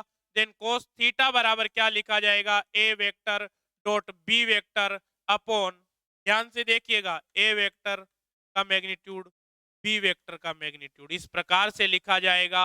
और थीटा बराबर जो लिखा जाएगा, आगे बढ़े तो थीटा बराबर कोस इनवर्स, थीटा बराबर कोस इनवर्स लिखा जाएगा। ध्यान से देख लीजिए, A vector dot B vector upon A vector का मैग्नीट्यूड बी वेक्टर का मैग्नीट्यूड, इस प्रकार से आप लिख सकते हैं। ये जनरलाइज फॉर्मूला हो गया, ये क्या हो गया, जनरलाइज फॉर्मूला हो गया। अब आपको कुछ नहीं करना है, आपको A vector dot B vector करना है। स्लाइड फुल हो गई है तो साइड से खिसका देते हैं स्लाइड को। ठीक है, ठीक है, आइए सोल्व करते हैं। तो थीटा बराबर कितना आएगा, कोस इनवर्स ए वेक्टर, तो ए वेक्टर लिखते हैं 4ik प्लस का जे के प्लस का 3k के डॉट डॉट बी वेक्टर लिखा जाए, कितना लिखा जाएगा भैया, 2ik प्लस का 2j के। बच्चों जब भी प्रश्न करे जीवन में हमेशा एक बात ध्यान रखे कि डाटा प्रॉपर देख के करे, जल्दबाजी ना करे। आपके साथ होता क्या, प्रश्न आ गया तो फिर आप कुछ भी नहीं देखते, अच्छा ये तो आता है, और आप जल्दबाजी के चक्कर में आते हुए प्रश्न को भी गलत कर देते हैं। तो पेपर सोल्व करना भी अपने आप में एक आर्ट है, ठीक है। आती हुई चीजें भी अदरवाइज आप गलत कर देते हैं, ठीक है। अपॉन, ठीक है, तो सही लिखा एक बार चेक कर लेते हैं। 4i plus J cap plus 3k 2i plus 2j minus का k कैप, ठीक है। इस प्रकार से आपने लिख दिया। अब a का मैग्नीट्यूड लिखा जाएगा, तो मैग्नीट्यूड लिखते हैं भैया। तो मैग्नीट्यूड लिखते तो आई कैप के कोफिशिएंट का स्क्वायर 4 का स्क्वायर 16, जे कैप के कोफिशिएंट का स्क्वायर 1 आ गया, और के कैप के कोफिशिएंट का स्क्वायर 3 है, तो 3 का स्क्वायर कितना हो गया, 9 हो गया भैया। ये अब अपन बी कैप के बी वेक्टर का मैग्नीट्यूड निकालते हैं, तो आई कैप के कोफिशिएंट का स्क्वायर 4 हो गया, जे कैप के कोफिशिएंट का स्क्वायर कितना हो गया, 4 हो गया, प्लस का 1 हो गया। इस प्रकार से आपने लिख दिया। तो थीटा बराबर कितना आ गया, कोस इनवर्स। यहाँ पे ऊपर देखिए 4 का भाई आई कैप डॉट आई कैप करते हैं तो 1 आएगा, और इनके कोफिशिएंट को आपस में मल्टीप्लाई कर देते हैं तो 4 मल्टीप्लाई विथ 2 8 आ जाता है। यहाँ पे 1 मल्टीप्लाई विथ 2, अब जे कैप का जे कैप के साथ करेंगे तो प्लस का 2 आ जाएगा, और के कैप का के कैप के साथ करेंगे तो माइनस का 3 आ जाएगा। अपॉन में यहाँ अगर अपन बड़े ध्यान से देखें तो 16 प्लस 9 कितना हो गया भैया, 25 प्लस 20 रूट ओवर 26 हो जाता है, और यहाँ पे रूट 9 आ जाता है, ठीक है। 4 प्लस 4 प्लस 1 तो इज इक्वल्स टू 9। तो theta is equals to cos inverse, और यहाँ पे कितना आ जाता है, 8 प्लस 2 कितना हो जाएगा, 10, तो माइनस का 3, तो 7 अपॉन यहाँ पे रूट 26 3। इस प्रकार से लिखा जाएगा। कौन सा ऑप्शन करेक्ट है भैया, तो 7/3। तो सी ऑप्शन करेक्ट हो जाएगा। लिख लीजिए भाई, सबसे पहले आप ये लिखिए क्वेश्चन को, क्वेश्चन लिखिए इस प्रकार से। तो 7/3 रूट 26 आपका आंसर आ जाता है। बहुत ही बढ़िया प्रश्न था, इसमें कोई ऐसा रॉकेट साइंस नहीं था कि सब कुछ आपने अलग लिखा हो। बस नए नए प्रश्न स्टेप बाय स्टेप अपन सीखते चलेंगे, और बहुत अच्छे तरीके से अपन प्रत्येक चीज को सोल्व करेंगे, ठीक है। यहाँ आपने क्वेश्चन लिख लिया हो तो अब लिखिए आगे, जल्दी कीजिए, फिर एक और प्रश्न करेंगे अपन, ठीक है, जो कि आज का अपना लास्ट क्वेश्चन होगा, ठीक है।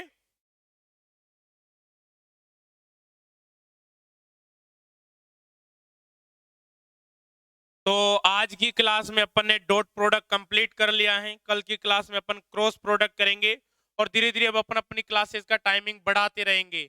अपने एक क्लास में एक टॉपिक कंप्लीट करने का टारगेट रहेगा, ठीक है। क्योंकि अपन क्वेश्चन भी साथ के साथ कर रहे हैं तो टाइम ज्यादा लगेगा, ठीक है। या एक प्रकार से हो सकता था पहले मैं सारे टॉपिक पढ़ा देता, क्वेश्चन बाद में कराता, पर उससे मजा नहीं आता। टॉपिक को प्रॉपर पढ़ाओ, फिर उसके न्यूमेरिकल उसी क्लास में हो जाने चाहिए, और टॉपिक कंप्लीट हो जाने चाहिए। ये मेरे पढ़ाने का तरीका है, ठीक है। तो नोट कर लिया होगा आपने यहां तक का, अब इधर भी नोट कर लीजिए। तो किस प्रकार से थीटा कैलकुलेट किया जाता है आपको पता होना चाहिए। फॉर्मूला आप रट लीजिएगा, लिख लीजिएगा, और अपने प्रॉपर नोट्स तो बनाइएगा इसे ही साथ शॉर्ट नोट्स भी बनाइएगा। क्योंकि एग्जाम टाइम में, एग्जाम से 2 से 4 दिन पहले जब आप पढ़ रहे होते हैं तो शॉर्ट नोट्स के थ्रू आप पूरा 2 दिन में, 1 दिन में ही रिवीजन कर लेते हैं, पूरा जितना आपने पढ़ा हुआ होता है। तो लगातार मैं आपको बताता चलूंगा कि पढ़ना कैसे है।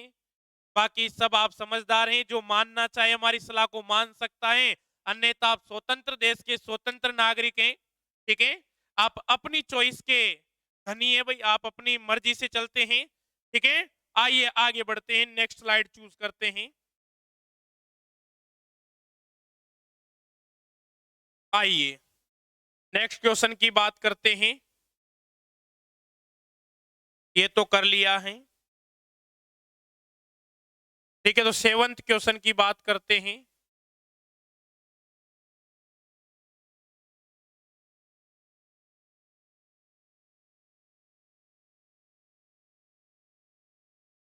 ठीक है, 7 क्वेश्चन क्या दिया हुआ है, two non zero vectors A and B are such that, दो वेक्टर इस प्रकार से दिए हुए हैं। अभी ने इसने इसको वेक्टर बोल दिया तो वेक्टर है, अब जरूरी नहीं है ऊपर नोटेशन लगाए, ठीक है। और नहीं सर हम तो लगाना चाहते तो लगा ले भाई, ये लगा ले इन पे नोटेशन, ठीक है। बहुत सी बार यूज नहीं करते हैं, बहुत सी बार स्टैंडर्ड बुक्स में आप पढ़ते हैं तो इलेक्ट्रिक फील्ड को डायरेक्ट ऐसे ही लिख देते, इसके ऊपर वेक्टर नहीं लगाते हैं। सेल्फ अंडरस्टूड होता है कि इलेक्ट्रिक फील्ड है तो वेक्टर क्वांटिटी है ही सही, ठीक है। आइए आगे बढ़ते हैं। तो दो नॉन जीरो वेक्टर दिए हुए हैं, किस प्रकार से, इस प्रकार से दिए हुए हैं, then find the angle between A vector and B vector. तो आपको ए और बी के बीच में, आपको ए वेक्टर और बी वेक्टर के बीच में क्या कैलकुलेट करना है भैया, एंगल कैलकुलेट करना है। तो आइए सोल्व करते हैं, किस प्रकार से प्रश्न को सोल्व किया जाएगा। अभी थोड़ी देर पहले ही करवाए थे, ए वेक्टर प्लस बी वेक्टर बराबर क्या दिया हुआ है, ए वेक्टर माइनस का बी वेक्टर दिया हुआ है। क्या कर देते हैं, स्क्वायर कर देते हैं, टेकिंग स्क्वायर। तो जैसे आप स्क्वायर लेंगे, आपने क्या कर दिया भैया, स्क्वायर कर दिया, कोई बात नहीं सर, स्क्वायर कर दिया तो क्या बना, ए वेक्टर प्लस का बी वेक्टर के मैग्नीट्यूड का स्क्वायर बराबर ए वेक्टर माइनस के बी वेक्टर के मैग्नीट्यूड का स्क्वायर आपने लिखा, ठीक है। इस प्रकार से आपने लिखा, ठीक है। अब इसका क्या कर लेते, स्क्वायर तो आपने भी पढ़ा ही है, A vector plus B vector, इसको इस प्रकार से लिखा जाएगा, ए वेक्टर प्लस का बी वेक्टर बराबर ए वेक्टर माइनस का B vector dot A vector minus का बी वेक्टर, इस प्रकार से लिखा आपने, ठीक है। तो ए डॉट तो यहाँ पे कितना आ गया, ए स्क्वायर प्लस का कितना आ गया, बी स्क्वायर प्लस का कितना आ गया, टू ए, ए का मैग्नीट्यूड तो ए ही लिख देते हैं direct, A B cos theta आया भैया, ए और बी के बीच में एंगल, ठीक है। यहां से कितना आया, यहां से भी देख लीजिए, ए स्क्वायर आ गया प्लस का बी स्क्वायर आ गया माइनस का two A B cos theta आ गया, ठीक है। तो A square plus B square से A square plus B square cancel हो गया, और यहां तक नोट किया हुआ है आपने, क्या लिख लिया, A square plus B square plus two A B cos theta बराबर A square plus B square minus का two A B cos theta, ये सब कैंसिल कर दिया आपने, ठीक है। यहां से अब आगे देखते हैं, इसका ट्रांसफर करके इधर ले आते हैं तो इधर कितना हो जाएगा भैया, four A B cos theta बराबर कितना हो जाता है, four A B cos theta बराबर आपका आ जाता है भैया जीरो। तो यहाँ से थीटा बराबर कितना आ जाएगा, पाई बाई टू आ जाएगा, और आपका कौन सा ऑप्शन करेक्ट हो जाएगा, आपका यहाँ पे सी ऑप्शन करेक्ट हो जाएगा, ठीक है भाई। बाकी अपन कल क्रॉस प्रोडक्ट पढ़ेंगे, एक बार इसको उतार लीजिए भैया, प्रश्न उतार लीजिए, लिखिए क्वेश्चन को, ठीक है, स्क्रीनशॉट ले लीजिए अदरवाइज, ठीक है, और आराम से प्रॉपर नोट्स बनाइए, ये इसका सॉल्यूशन है, इस प्रकार से किया जाएगा। तो ये मैंने आपके डॉट प्रोडक्ट से रिलेटेड कुछ अच्छे क्वेश्चन कराए हैं, बाकी आपको असाइनमेंट के थ्रू प्रोवाइड करा दिए जाएंगे, उस बात की आप चिंता ना करें, ठीक है। प्रॉपर आप घर पे पढ़ाई करें, 2 क्लास अपनी हो चुकी है, कल अपनी 3rd क्लास होगी, और इसी जोश के साथ अपन क्या पढ़ेंगे, अपनी 3री क्लास पढ़ेंगे, ठीक है। राधे राधे भाई, ठीक है, जय श्री कृष्णा, आज के लिए इतना ही, ठीक है भाई।